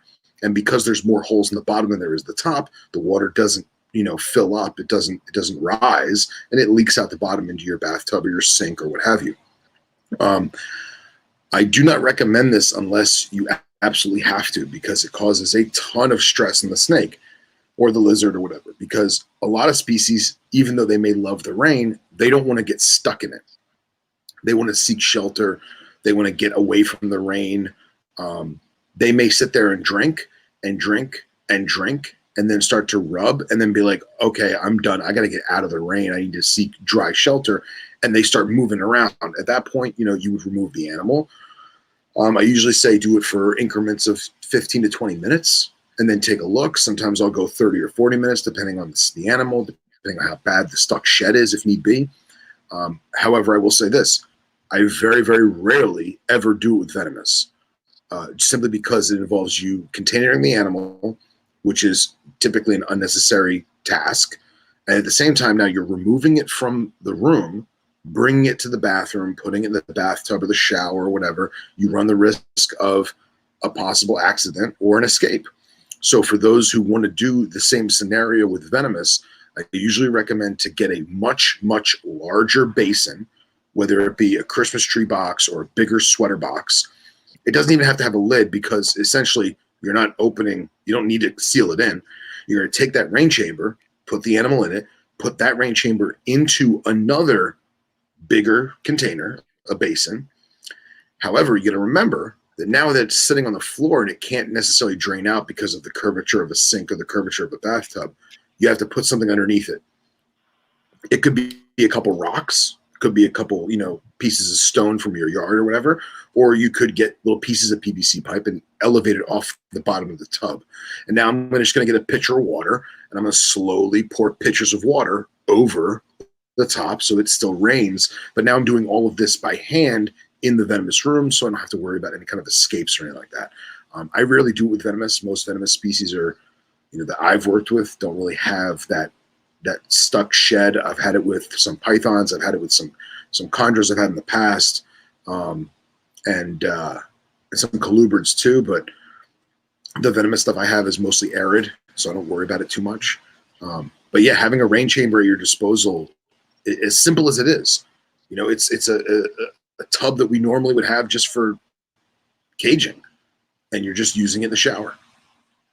Some people even go as far as to use like mist kings, like they'll hook up a mist king. They have a tub dedicated with a hole cut out for you to just, like, the nozzle for the mist king is attached already inside, and they just turn it on and leave it. And to me, it seems kind of like overkill. A lot of guys use them for chondros and emerald tree boas, especially when they notice, like, they're really backed up and they need to go to the bathroom. Usually rain chambers are a good way to kind of convince them, like, trick them into thinking that it's raining and it's okay to go. Right. I've found that most of the time when I notice mine need to go, if I just miss them heavy for, a solid minute or two, Maybe not quite to the point to where there's standing water in the bottom of the tub. That usually overnight or within 24, 48 hours, they usually go within that time frame. And that's just, I take my hand sprayer and I just lock it and just hold it over them. And that's been enough for me. I know some people, they really struggle and they find that rain chambers are kind of necessary, and that's the only way that they can get anything to happen with their animal. But bad sheds and that kind of thing, I just missed them. And I mean, I got some chondros right now that had some bad sheds, and that's just, I missed them every night, let them dry out, and eventually over the course of a week or two, all that shed comes off because the chondros cruise at night, and they seem to do a pretty good job of getting most of it off. So yeah, I just can't emphasize enough that if you are going to do venomous in the room in another container, you have to have it elevated, because we don't always notice it, but your bathtub or your shower has curvature to it. It has a deep side, a shallow side, what have you, and that's to help the water go down the drain. When we put the rain chamber in there, it's never level. It's always got a little wobble to it, and that's okay because we want the water to drain out the bottom. I don't like, me personally, I don't like it when people take an animal, and I see this a lot with venomous because it's just easier. They'll have a rack system. One of the drawers will be water, just an inch or two of water, and they quote unquote soak the animal. They'll put the snake in the drawer, they'll close the drawer, they'll clean the cage. It's been soaking for 8 to 10 minutes, whatever. They remove the animal. I've found that the animal may not act dehydrated, but it may be, or it may just be thirsty at the time.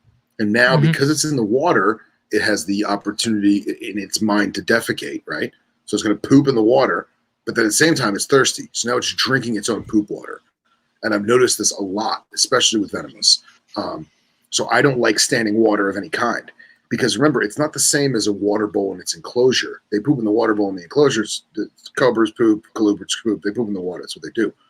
But now they can't get away from that water. They're just in it, and they're sitting in it. And even though it doesn't really have enough time to fester per se, they're more likely to consume that soiled water than they would in the bowl in the enclosure, at least in my observation.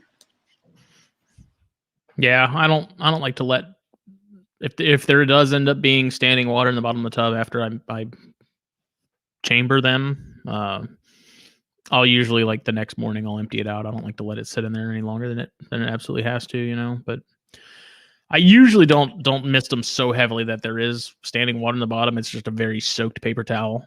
Yeah. See, I don't even use substrate. Yeah, just keep it flat plastic with the perch or whatever. And I've actually had chondros where I didn't think the shed was that bad. I just thought they looked a little dry, a little ashy. I'm like, you know what? I'll throw them in the rain chamber for a little while. Put the chondro in there. Go get something to drink. Maybe play with my dog for 5 to 10 minutes. Come back, and it completely shed. Just perfect. So sometimes you get lucky, and sometimes it takes a couple days. It can be hard to tell, especially if you're dealing with like yellow neonates. It's kind of hard to see that milkiness when it's time for them to shed. With reds, it's pretty obvious, but with yellows, it can be tough. You have to kind of really look at them kind of closely to see the milkiness, and it's usually, you can tell on the eyes. But chondros also get pretty hardcore shed head, so they, like, before they go into a shed, they kind of swell up, and they look almost sick, like they look like they got an RI or something, because their head gets so puffy. So it's usually pretty obvious, in that sense, but sometimes it can be hard to tell. Yeah. I have one of my black purple maculatas has a really bad stuck shed. I don't know why. And she managed to peel the top of the head off and then the lower jaw off. So now she has like this flap little hoodie on the top and like a little hoodie, right? And she's eating and pooping, but it's been about 10 days now, and she hasn't. I increased the humidity dramatically. I soaked that cage down. She still hasn't shed it off. So I'm probably going to put her in the chamber with no perch and maybe put like a piece of cork bark in there. So she's obviously going to freak out. She's going to be like, I don't want to get rained on. Oh my God. Yeah. And from doing that, hopefully she'll be rubbing on that cork bark and get some of that off, or at least get it started, So I've had that happen probably with do that green this trees week. a lot, where like I'll walk in before I go to bed when it's dark and turn on the light, and one will be same thing, just started shedding and got the head part done. And chondros are stupid in the fact that like the lights come on, they're like, oh, it's time to go to sleep, and so you see them go back and perch on their, on their perch, and they do the coil, and Right. then you go in the next morning, and they never started again. It's like they completely forgot that they were even shedding. Yeah. And so they just go back to perching, and then they like have like an entire stuck shed. And I have some snakes, like chondros specifically, where if I see them shedding and I walk in the room and it's dark, I immediately cut off the lights and leave, because I know as soon as they start going back into that I'm going to sleep now, it's daytime thing, I'm gonna have to end up peeling off that entire shed myself. And I know Dom's dealt with the same thing with one or two of hers. Scott said, put him in a mesh bag in the water. Yeah. Can't tell that'll if he's work. being sarcastic or not, because I feel like that's a good way to drown them, like waterboarding them. Right. But yeah, I've been lucky that I haven't. What's that? I was going to ask, if do you have issues with like your arboreal stuff specifically, like the tail tips not coming off all the way, like it breaks, with an inch left on the tail. It and then depends on this. It depends on the species. I've seen it more honestly, with rattlesnakes that are dehydrated, where they shed, and the shed is, for lack of a better word, it's a good shed. It's not perfect, but it's good. It's all one piece, we'll call it that. But like a dog cone, like, so the dog doesn't bite itself, they'll get that dog cone at the base of the rattle, because it didn't have enough hydration to rip off and clear the rattle. So they'll have this flap there. And what happens is they wind up getting irritated, and they wind up rubbing on it more, and the rattle will break off. Or you go in there with hemostats and try and peel it off, and you break the rattle too. So I've had that happen. Well, I've been pretty good with my arboreal stuff. I don't know if it's because of the way I have them set up, where there's really not a lot of rough textures in there, because I have Brahms perches in there and stuff. There's not a lot of rough textures, where they have more issues with the face than the tail. And I've also noticed with a lot of my arboreal stuff, whether it be the squams or even carpets, they're intertwining in the arboreal stuff, and I'll find it where I'll have they roll it in a big ball, right? Yeah.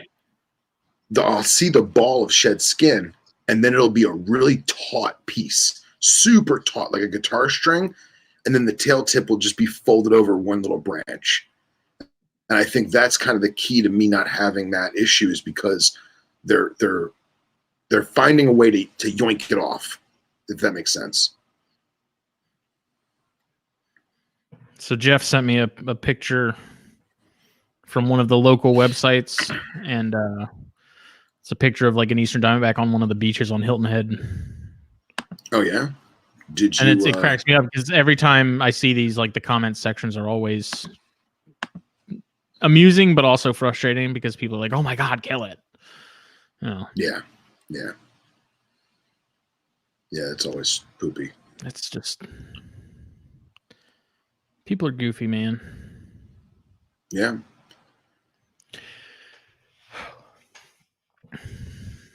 But I find that, especially with Amazon tree boas and the cyanea, anytime they shed, it was always check the last bit of the tail, because it seems like it's really not uncommon for a little bit to be left there. And I remember one of the tree boas that me and Jake had like a ring, like it had it pretty bad, and I ended up taking like a razor blade and I tubed it with my magic cheap tubes, and very gently cut that ring, and it just, as soon as it popped off, you saw like the pressure, like the blood go back to that section of the tail. And especially when you're dealing with like baby cyanea, man, they're so small. You get that little bit of tail tip stuck, you really want to make sure you get that off, because it's not uncommon either to see boiga with sort of not sharp tail tips, but kind of stumpy ones. Not like Sure, stumpy as in like I got cut off, but you can tell it clearly it's lost, rounded. that last little tiny bit just got necrotic and fell off. That spine. Yeah. Yeah, that the little spur spine at the tip is gone. It's kind of blunted and rounded off. Yeah. It's no different than with lizards that get stuck shut on their toes. We put the lizard in 2 centimeters of water, let it run around for 20, 30 minutes. At least it's going to hopefully break up and kind of loosen itself off. And then when you put the lizard back in the enclosure, it's running on the substrate. It's going to flake off eventually, right? You're less likely to lose digits that way. I find the same thing with the snakes is, just let them soak for a couple minutes, excuse me. And, but with no perch, they're forced to swim essentially or slosh around the bottom of the moistured tub, and that'll help loosen a little bit. I also am a very firm believer in a well-hydrated specimen has no reason to not have a perfect shed. Because if the specimen is well hydrated, it's going to produce the oils under the skin that are going to help it slew that shed, right?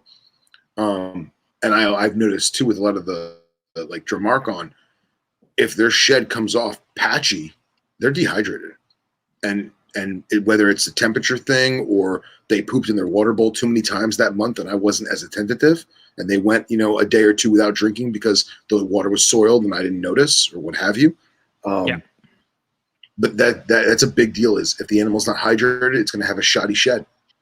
So I think it's I was for a while I was kind of the opinion that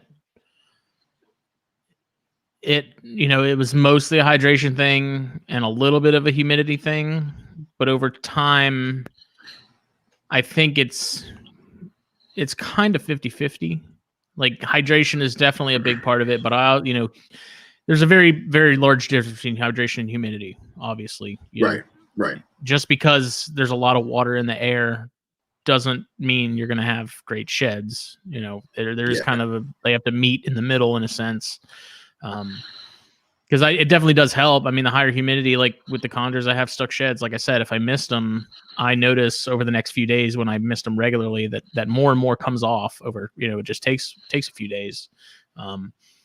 But obviously, if it's keeping them hydrated, definitely curbs that issue to a much greater extent. So, like I said, I think it's pretty evenly split between the two. Hey, there's Dan Colgan. Look at that. So pay attention to both. I think frequent water changes, oversized water bowls make a big difference. Yeah, I also think that it can't hurt to oversaturate towards the end of a blue cycle, because it's basically what you were saying, how it's 50-50. Excuse me. I feel like the animal could be hydrated, but if the atmospheric is dry the day it's going to shed, it's going to make it that much more difficult, Mm-hmm.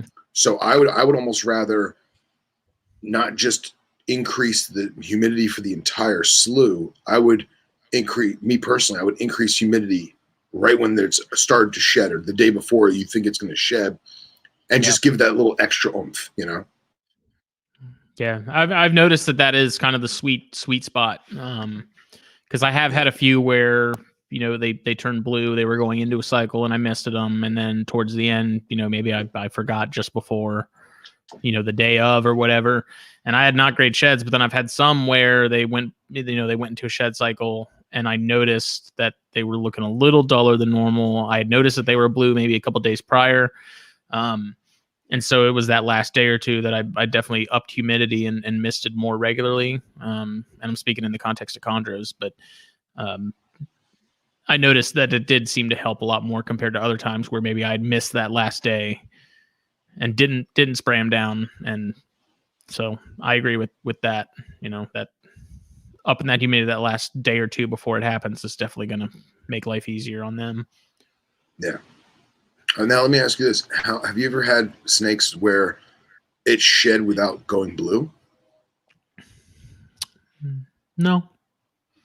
I have had. I mean, prelate sheds maybe. Like I've had some, like the Cyanea female, she shed she had that first clutch, and then it was that month later I noticed she shed again, and I was like, well, that's weird. But then I noticed she was clearly gravid again.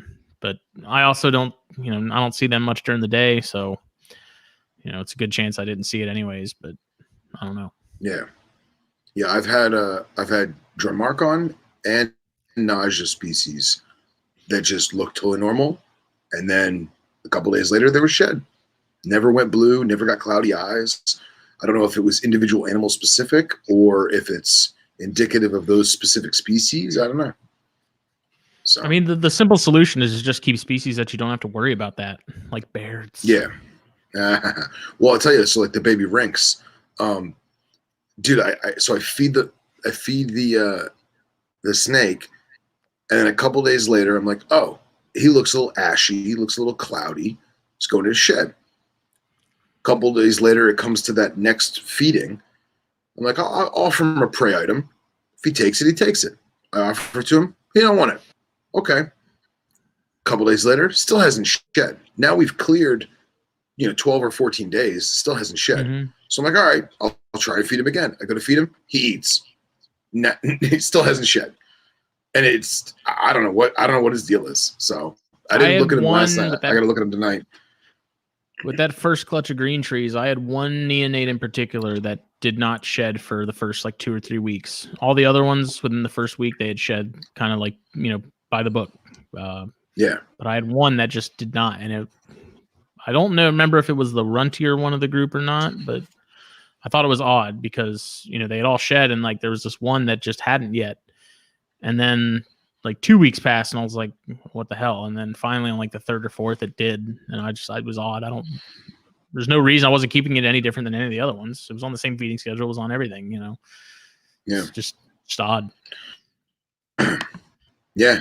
I hope the little guy sheds soon because this is going to be, I think, his third shed or fourth shed ever. And the color's really starting to come in. So I'm really eager to get pictures of him when he's fresh.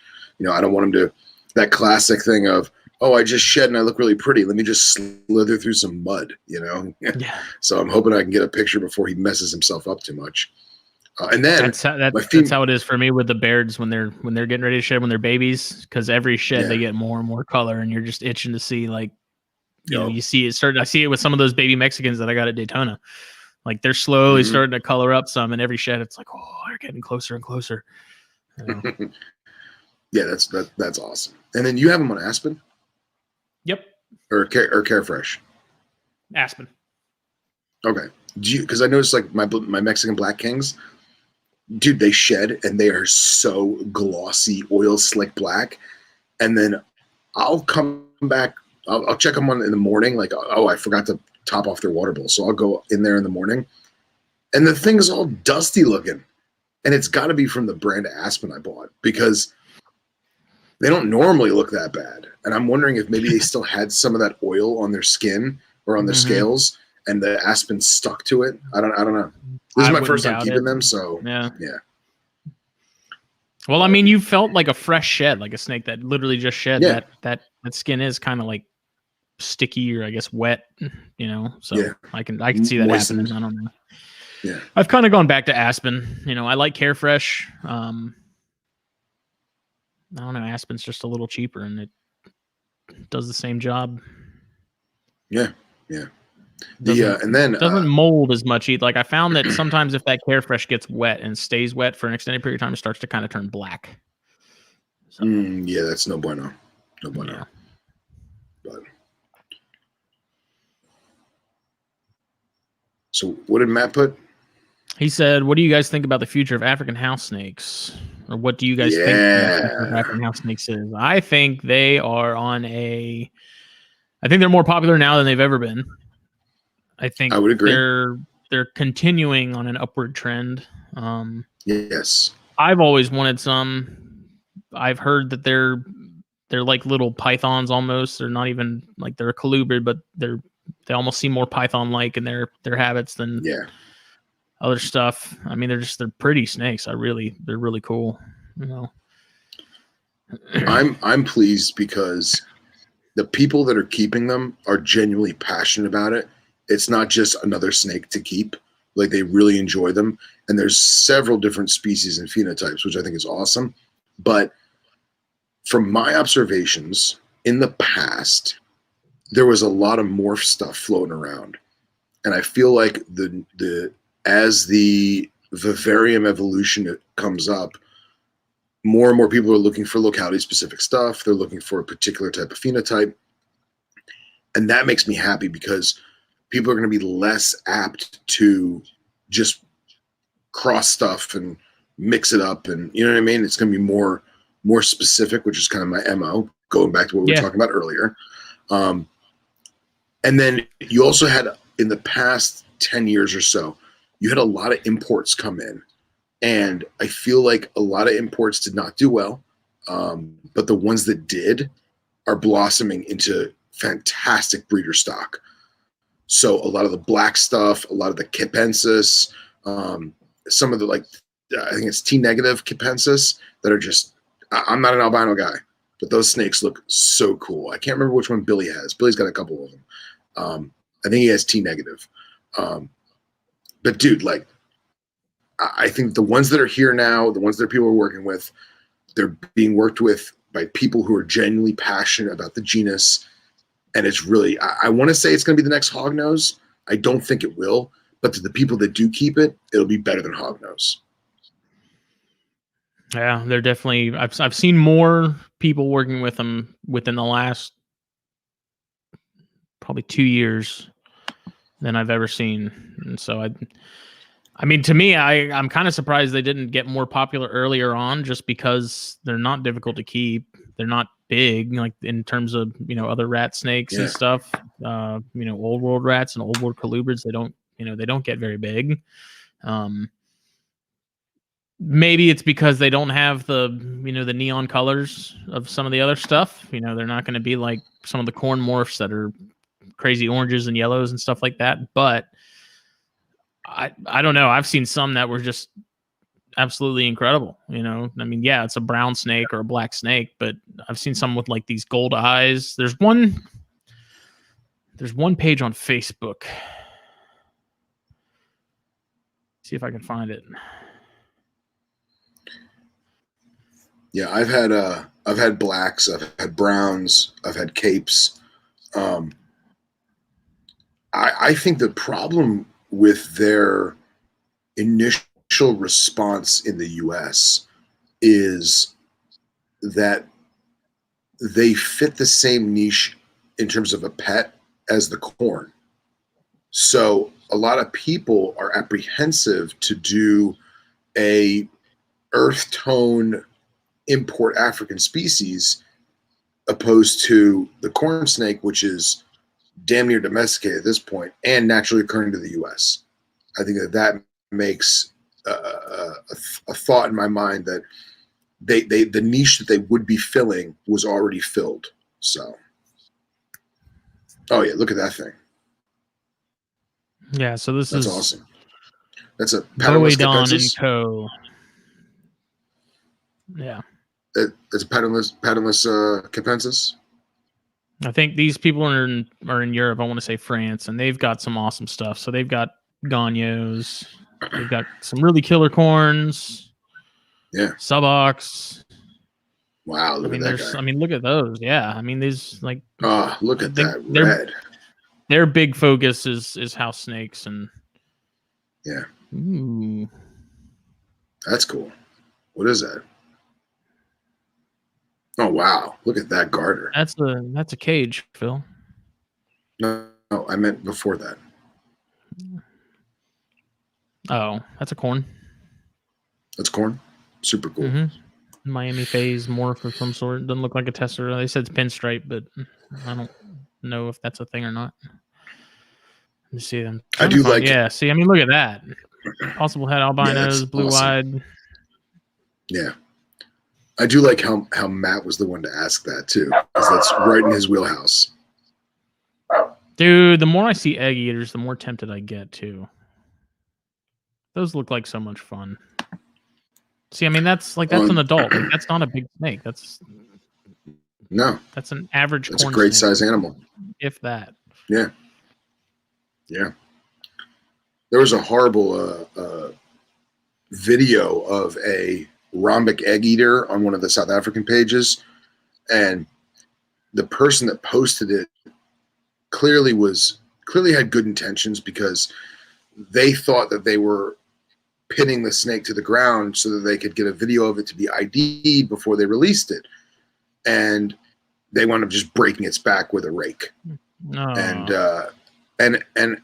I understand where people would be upset by that, but if you really sit back and look at it, the person that posted it genuinely thought they were trying to help the animal, but at the same time were cautious because they didn't know what species it was. They didn't want to get envenomated.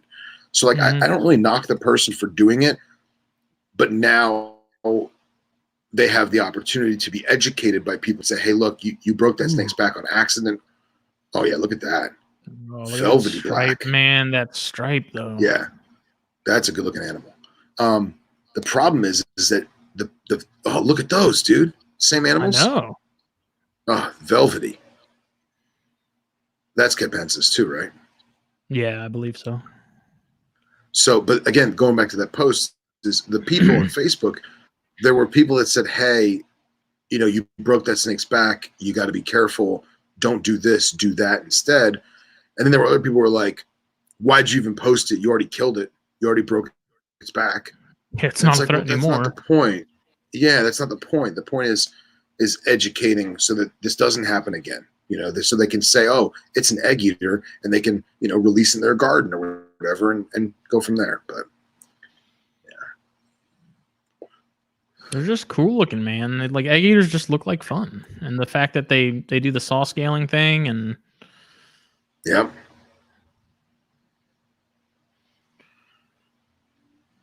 Yeah, it's whoa, what is that? Hold on a second. Time out. So somebody say Ekis?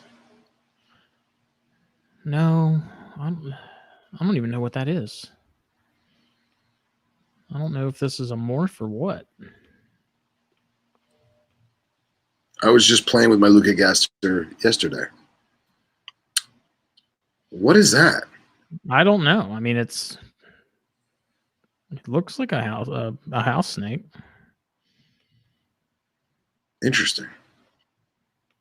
Looks like one of those bromeliad boas. Right?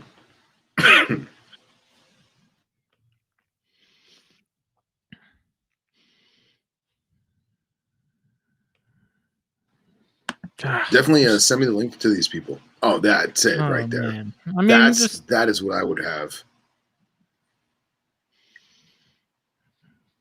Killer. They're awesome. They're awesome. Africa, baby. Miguel, why wouldn't you keep them? I'm curious. Yeah, Brennan says they also lay multiple times per year, super easy to breed and simple to care for. And that's why I was like, I'm kind of like, I think that's the only thing that hasn't, like the reason they haven't really taken off is because they don't have the crazy color morphs and stuff like that. Yeah. And what he was saying is they do like triple and quadruple clutches, right? I don't know about that. I mean, I wouldn't be surprised if they double clutched easily, but yeah, they're just cool snakes. And the Ridley eye are cool too. Yeah, man. Totally. I separated the Jansenii tonight and fed them. Cool. It's funny how pissy they get, man. It takes nothing to get those things riled up. They really are grouchy little bastards. Miguel said he'd rather have a corn snake. I can't blame him there because corns are awesome. Yeah, corns are awesome. But dude, that velvety brown, oof, with the lines, it's awesome. And those eyes, they have that, you know, Viperidae looking pupils. It's gorgeous eyes. Oh, I gotta show off this chondro from Brahms, man. Yeah. Oh my god. Wow. You sent us that earlier, right? Yeah. Like that blue is just awesome. Seeping in more and more. just from the top, like from the spine and seeping down, like dripping down. It's just. If that snake had a diamond head, you know what it would look like. A Bothriechis? Yo. Look at that, man. And when you see it, like if you looked at it in the room, just in the normal lighting, you don't get a lot of this blue and stuff. You don't really see. Like you see it when it's concentrated around those, the rosettes and stuff. But like natural light, man, you want to do chondros justice. Take them outside. Like today was nice. It was like 60, and anytime it's nice out, I like to take some updated pictures of them. But I'm really hoping that that one takes after. See if I can find the parents. I'll show y'all. It's from Mako and Mr. Jones. I think this is her. Yeah. So that's the dam. And so I'm hoping that, you can see sort of the reminiscent pattern on her. That. And you can also tell that your white balance on that is a little wonky, right? On mine? On that, was that Brahms' picture or your picture? Yeah, that's Brahms' picture. Oh, okay. I was going to say, I feel like the white balance on that's a little odd. I feel like that snake is bluer in reality. He has other pictures of him. I'm trying to find it. Dude, those Cambro tubs, man. This is a Biak I produced that Brahms has. Nice. Isn't that awesome? That's such a great feeling when you see stuff that you produced in other people's stuff. Like that. That's just such a great feeling. To me, they're even more important now that female's gone. Like that's the last bit of heritage and lineage. Yeah. Not that they weren't important before, but you know how it is. It's. Yeah, of course. I believe this was the sire. I believe that's Mr. Jones. Nice. And then this is Mako. That's the dam again. Oh, great color. Yeah, I wish I could find there's a picture of them together, like not locked, but side by side.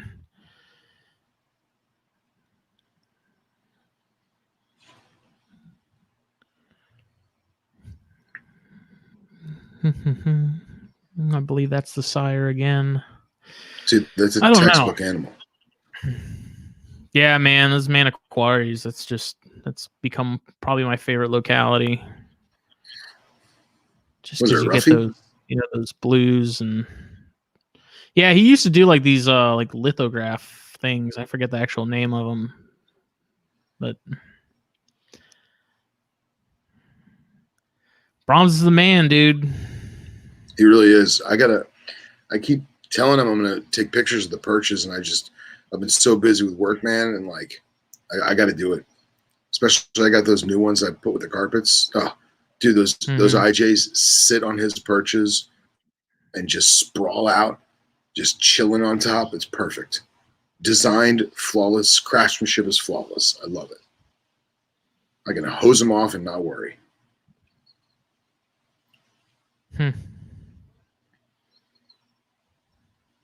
Hey, Andy's here. Yep, his stuff's awesome. Somebody said Chondro and Andy showed up. Yeah, look at that. So real quick before we unknowingly change, yeah, right. You look in the mirror and say his name. You see him in the mirror. So I've tried to be Justin and do the Google Drive thing for the wrinkles. How's that been and going? Now it's going. I just started with Johan's pictures, and how do I get to Google Drive? Oh, here it is. Okay. God, you're old. Yeah, I know. All right, I know. What's the internet? Let me screen share. I hate you so much. Application window. Okay. So I broke it down and I want your opinion. I want other people's opinions. And if anybody's watching this, and whether you're in the United States or you're in Africa and you have pictures of rinkals in the wild and you know their locality or you have an idea of what state or province or territory they come from, feel free to send them to me. I'm going to save them. Don't hold out on our boy. You know, yeah, don't hold out on me. This is like a psycho project, but I broke down the countries in which they are found. I do not have anything for Zimbabwe, Lesotho, or Swaziland yet. I'm sure people will provide me. But I also broke down Republic of South Africa. Oh, okay. Yeah. And then I have the different states of South Africa. I don't have anything in Limpopo. I don't have anything in Western Cape or Northwest yet.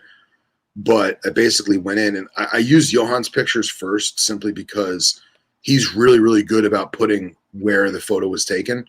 So like if we go to the Eastern Cape, and then I have all of these here, and like I'm just general observations of the patterning and the scalation, and like noticing which animals have 3 bands or 2 bands on the neck.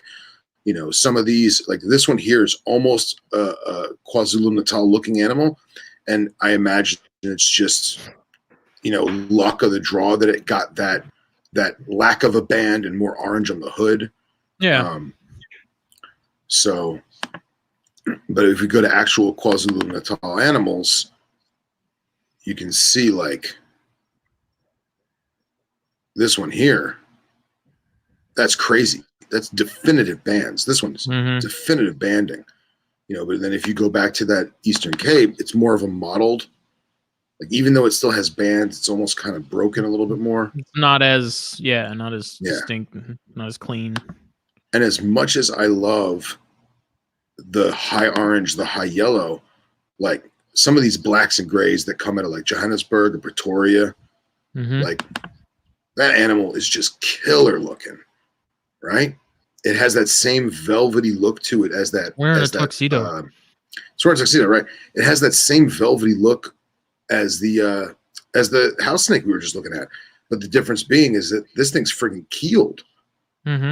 So, but yeah, I want to get your opinion on if I'm doing this the right way, so to speak. I mean, you can. I don't think there really is a right way. It's just whatever you find is easiest, and I mean that's kind of the nice thing is you can get as specific as you want, given the information you have is, you know, accurate. Look at Baby Phil. We'll go right. Go back. Go back. You want to go back?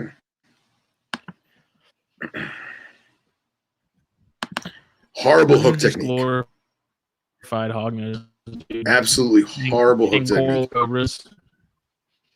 This photo is horrible. Jesus. I don't want talk anyone about to look at your venomous etiquette videos. Yeah, I know. Look at that hand technique. It's horrible. Look at this. So my wrist is inverted. Pink Floyd shirt and your jorts. My jorts. So just for people who are curious as to why I hate this photo, the animal in this photo is actually striking back at me, and it's actually not on the hook. I'm adjusting the hook to basically catch it because it's coming around back at me. But notice how my palm is inverted and my index finger is extended. That is a horrible, horrible bad habit that people develop unknowingly. It's like a subconscious thing. The rotating of the wrist is very bad because it limits your dexterity in terms of the hook placement in being perpendicular to your body. And then people extend their index finger because they feel like it's some kind of brace. It's almost like I said, a subconscious thing. But what it's doing is it's locking some of the tendons and muscles in your hand. And again, you lose the dexterity in being able to abort out of the hook or roll the hook or what have you. Yeah. So horrible, horrible hook technique. But I put the picture in there because I think that's the only. You should use. Like you should talk about that in one of the videos and show, you know, that even you at one point did things that you don't do now. You know? Yeah. I when you were but a boy. Snake. That snake was a beardless. When I was but a boy. Yeah, beardless, skinny boy. Yeah. But this picture, I really think that this is probably my favorite Wrinkles picture that I have found so far. This is Tyrone Pang. He's in South Africa. So I don't know what time of year this was taken. Obviously, he was what? Oh yeah. Oh, totally. I don't know exactly what time of year this was. Yeah. Yeah. Awesome. I'm gonna go ahead and say winter. Well, that's what I was gonna say. Is I didn't know if this was a higher elevation or if this was actually winter. But this picture was taken about an hour and 40 minutes northwest of Durban. And I've never seen a snake with that dark of coloration. And I imagine that has got to be a photo thing with soaking up sun. It's got to be. Mm-hmm. Well, do they they change color like how some of the boas do, where they'll get lighter at night and darker during the day? Excuse me. I've never noticed it with any of the animals that I've kept. They obviously fire up and fire down much like most other animals, but not that dark, like not that dynamic. But then again, I've never seen that animal in summer. So that animal could look like that all year round. I would never know. It could just be a good looking animal. I don't know. But I've never seen one basking in snow before. I thought that picture's friggin' awesome. And like the mountainscape in the background. I didn't even know it snowed there at all. So. Oh yeah. Yeah. So, and then there's a baby picture. Oh, here it is. This is from Johan. How friggin' cute are these little, look at these little nuggets. They're in the wrong side of town, buddy. Right? So clearly steal your wallet.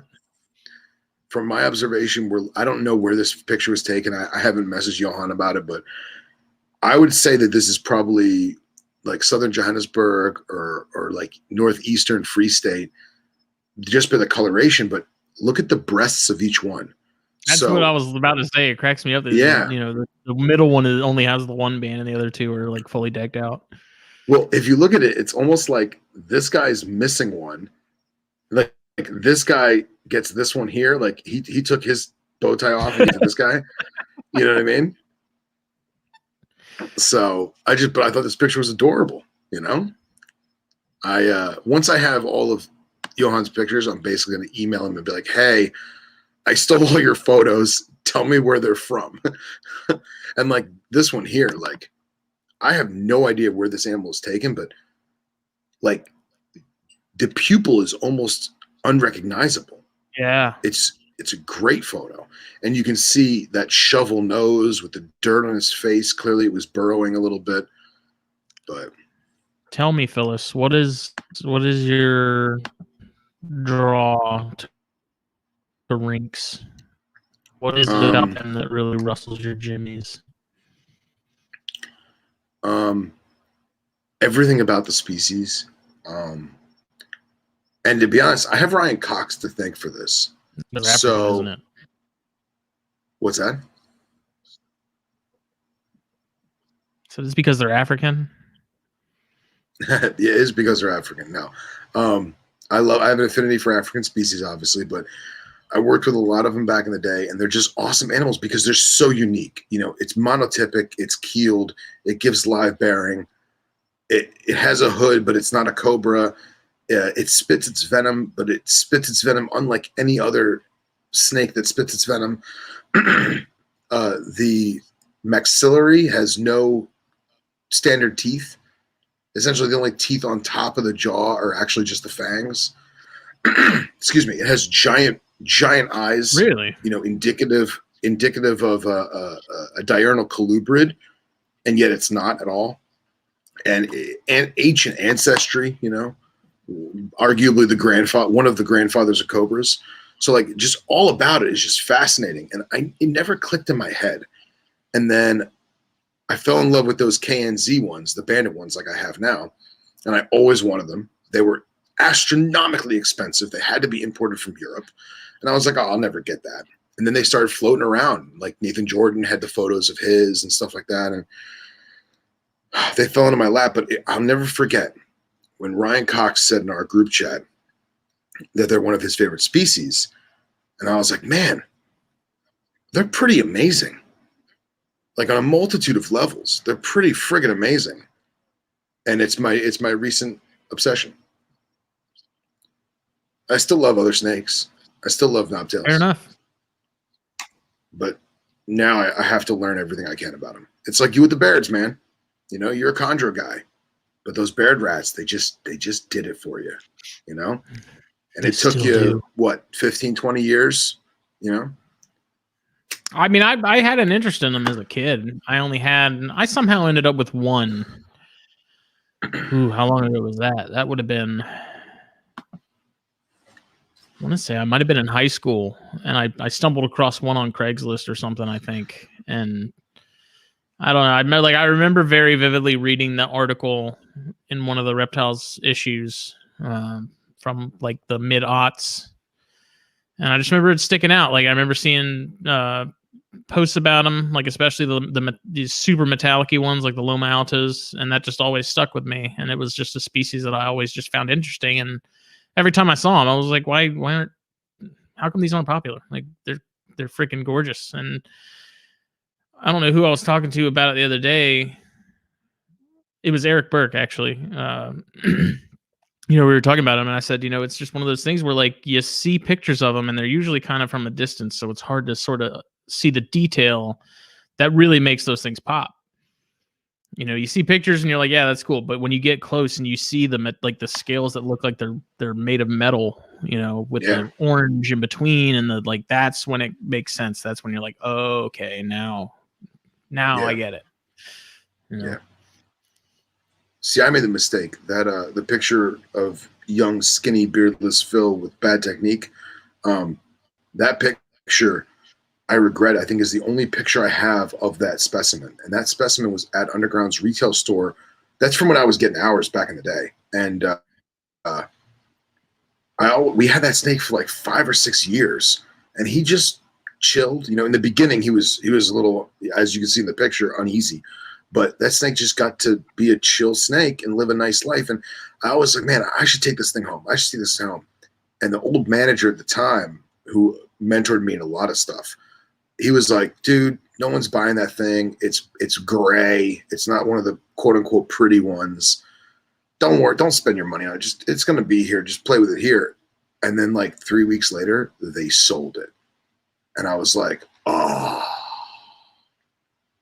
So one of those cases of, if you've got the means to do it when you can, So. Well, one of the other things I had over-under planned, but I also didn't have anything written as far as over-under, so we'll have to kick that to the 68th episode.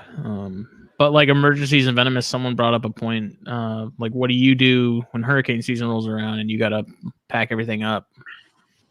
So what do you do? All right. So first things first, in Florida, when you have venomous or you have conditional species, you have to give the state the GPS coordinates of the facility, and you basically tell them you would know if you're in a flood zone. You would know. Some people are not hip to it and they don't know, but you should know if you're in of the state in a flood zone. Well, not necessarily, because it depends on a quote unquote flood or like storm surge and stuff like that. Where I'm at, I am not in a flood zone because we have an amazing canal system that mitigates water levels appropriately with a series of locks. However, I have a standard procedure for a hurricane. If it is an actual hurricane, like Category 1 or greater, my animals get individually bagged, labeled, and then they are put into locking wooden crates that are marked danger venomous reptiles. They're also put in the crates where, if God forbid they bite each other through the bag, the species are not going to, in theory, affect each other. So like I put all the African nausea in one crate. I put the African vipers in another crate. I put the Asian vipers in another crate. So I've got like 4 or 5 of these crates for what I have right now. And they're not big. They're maybe 2 foot by 1 foot by 1 foot. They're smaller crates. You could pack a bunch of snake bags in there. And sometimes if you have a big enough container, if you're using a Rubbermaid tub or something, you can always put a snake in a bag, then put that bag into a Tupperware container with air holes. That way that the bags are not actually touching. There is a gap between them, but the snake's still contained. And then those containers, obviously they're locked. Those get placed in an inner room of the home that has no windows, and they're elevated off the floor so that, God forbid, the roof leaks or the toilet overflows and floods. They're not literally sitting on the floor where they could drown because they can't escape it. So they're containered, they're bagged, containered, and crated, locked, put in an inner room in the house, and then that door is then locked. That way, God forbid, again, something happens, emergency personnel go in. I have a sign that goes in the door because that inner room is not normally the venomous room. I have another sign that goes in that says danger venomous reptiles inside. And that's my procedure. Because of my work, I'm usually not home for hurricanes. I usually have to go to work. And I basically, camp out there and see how the storm plays out. I've been through a lot of hurricanes with venomous, and I've got very, very lucky that nothing bad structurally happened to the building, and everything was fine. But that's my personal procedure that is also considered appropriate by the state of Florida.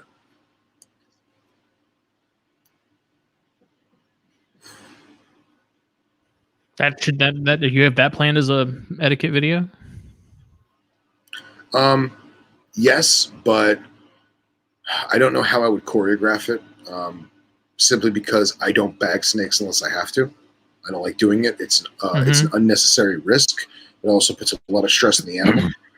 So that's like not my MO. I only bag stuff if I have to. So I guess I could make an exception with one of the species that's kind of lax and doesn't really care, Just, I don't know, maybe I'll do it with a cotton nut or something.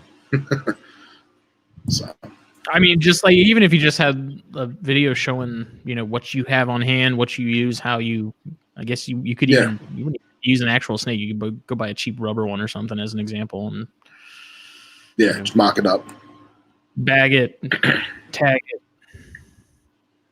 all that. Yeah, because there is going to be a bunch of videos on bagging procedures, using different types of bags. I was just talking with Scott about one of the field techniques that he uses in terms of different colored bags and using bagging equipment in the field as well as in captivity. So I'm going to do some videos on that stuff. He doesn't know it yet, but he's going to collaborate with me on that. I'm going to get him to be on camera, whether he likes it or not.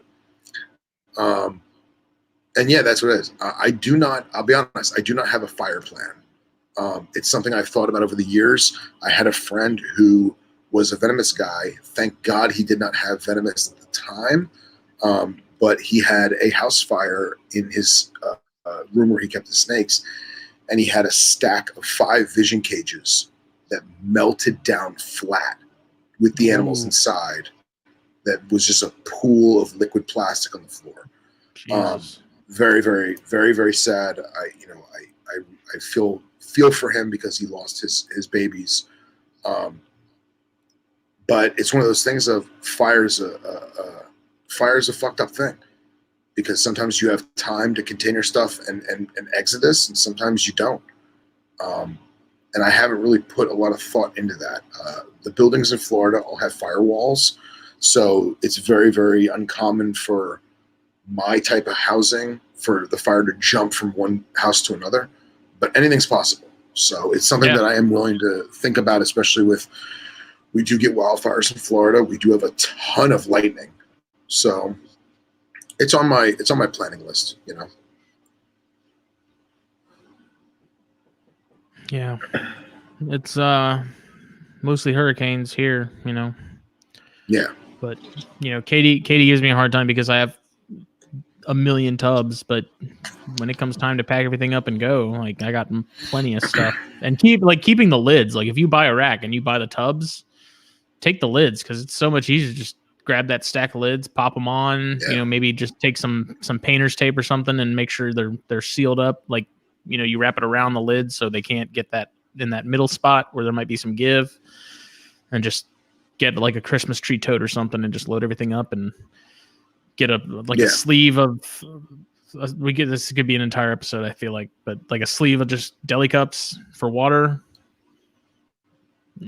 pack everything up and get gone, in the event that you have to. I can't preface enough that or emphasis enough that with a hurricane, you have time. You know what I mean? This is not, Yeah. you know, Yeah. You know it's coming. 1890. It's not, they don't just Right. show up. Yeah. So a lot of people will wait to the last minute to bag their snakes. That's a horrible idea because now you are subconsciously rushing or you're physically rushing, you know? If the hurricane is due to make landfall, whatever category it may be, if the hurricane is due to make landfall on Friday, don't bag stuff up Thursday night. You may lose power early. And what, you're gonna bag cobras or rattlesnakes or carpet pythons in the dark by candlelight or with a head torch? No. You know, I don't want to have to bag cobras with a head torch. That's a horrible idea. So if I know that it's going to make landfall on a Friday, I'll bag stuff the Wednesday before, because an extra 2 or 3 days in a climate-controlled room in a snake bag with no water or heat isn't going to necessarily mess that snake up. Yeah. You know? Now, if Friday comes around and the hurricane has slowed down and it's not making landfall till Sunday, then I have to do the daunting task of unbagging stuff, letting it hydrate, you know, because at the same time too, their enclosures aren't going anywhere. Their enclosures are exactly the same. So I may even take the extra time once they're all bagged. I'll do a massive cleaning and I'll strip down those Take cages advantage, because yeah, exactly. And that means that, okay, the hurricane got pushed back. It's not making landfall until Sunday. Okay, I have 24 hours to put them back in their enclosures, let them slither around for 2 or 3 hours, let them hydrate, let them defecate, and then I'll rebag them back up. You know, it's the nature of the game. Just make sure you have your cable ties, your zip ties, your Sharpie marker. You know what I mean? You have to label everything. This is all stuff that we can talk about this for hours, you know, but just don't get caught with your pants down, especially with something like a hurricane where you have ample warning to figure it out. And you know what we should make is a checklist that we can put on the magazine website. 100%. I even thought about making a checklist as I don't want to call it an article, but you know, have a disaster plan tips. You know? So I think that's good. That'd be easy. I like it. Yeah, and I mean, and it's crazy because there's been times when I'm like, oh, this is a joke hurricane. It's category 1. Break out the Bud Light, you know. And then it's like, oh wow, this is a category 1. Holy shit! You know, I emerge from my hurricane cocoon and it's a barren wasteland. It looks like an apocalypse. So.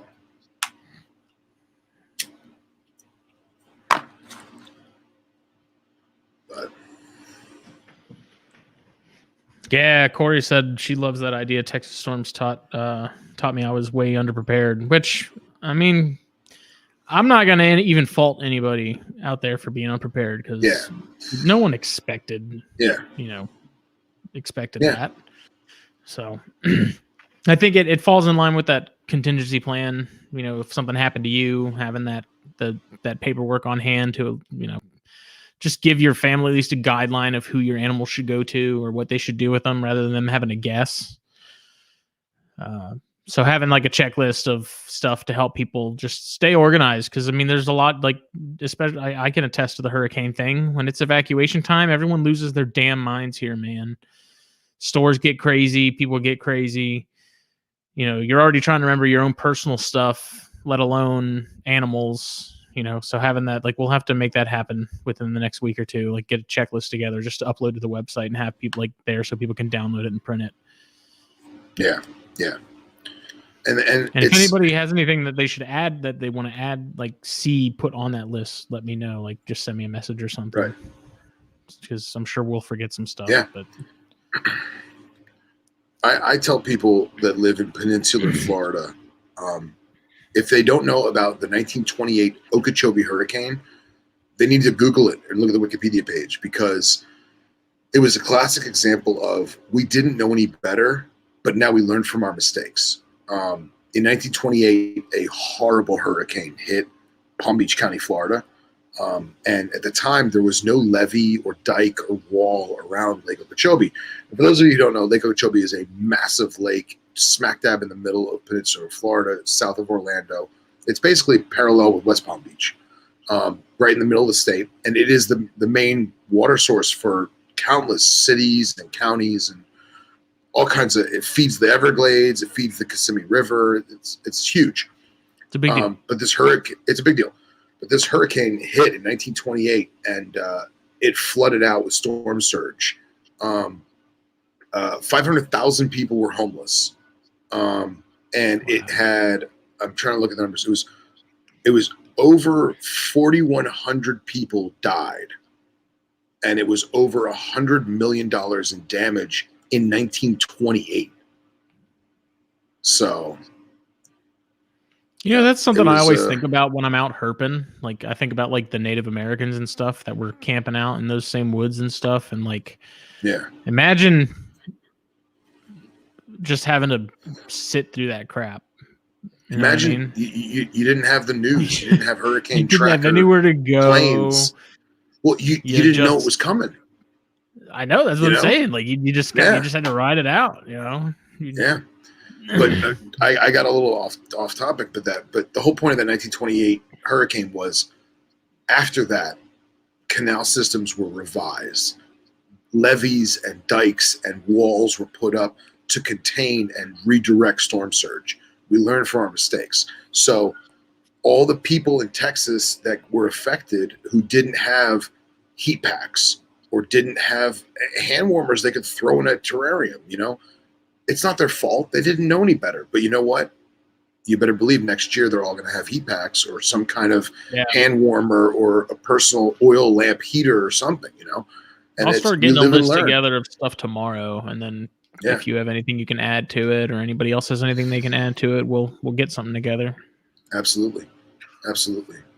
You know, I've saved a lot of fish with D-cell battery-powered aerators, you know? Because I used to keep a lot of fish, man, and you lose power for 2 weeks, 3 weeks straight. You know, reptiles in Florida, they don't really care if it's a little chilly for a couple of weeks. Right, but I mean, you think about the people in Texas that had snow and stuff, and they didn't have anything on hand. How many animals did they lose because of that?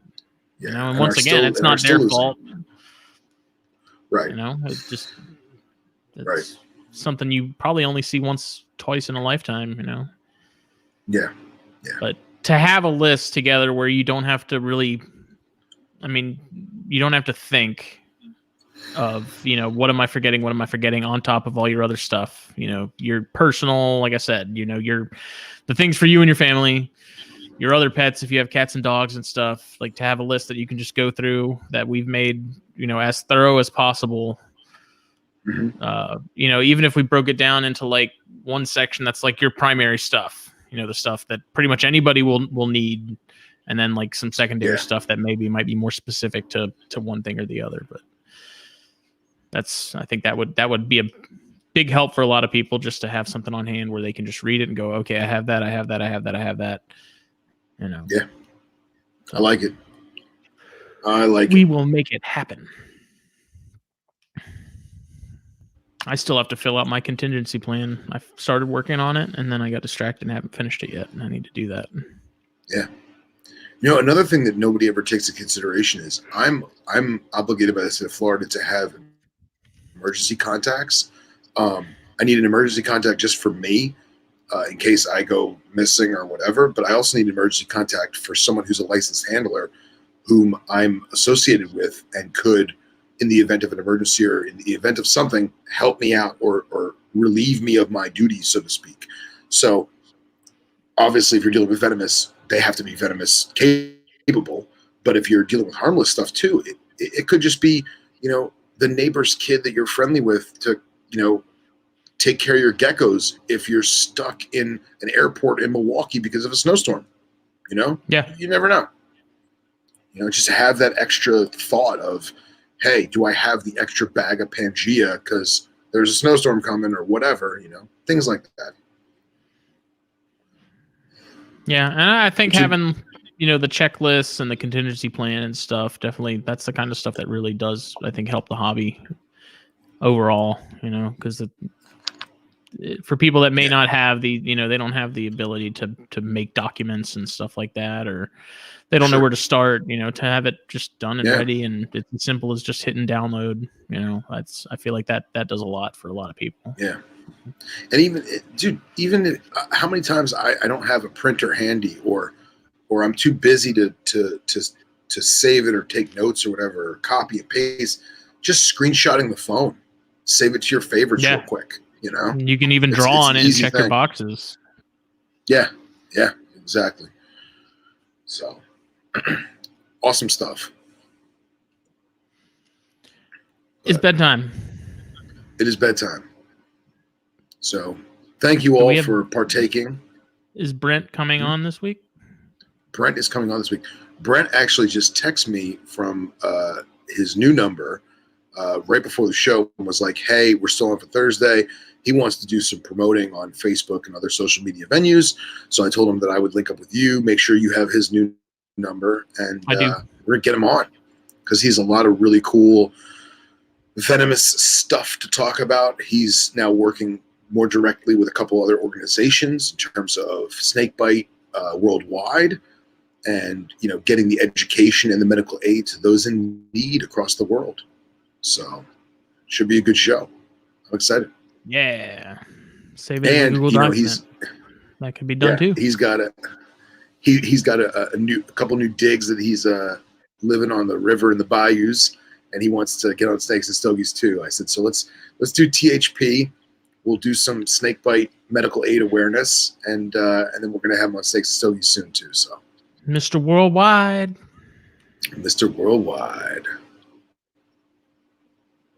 So, all right.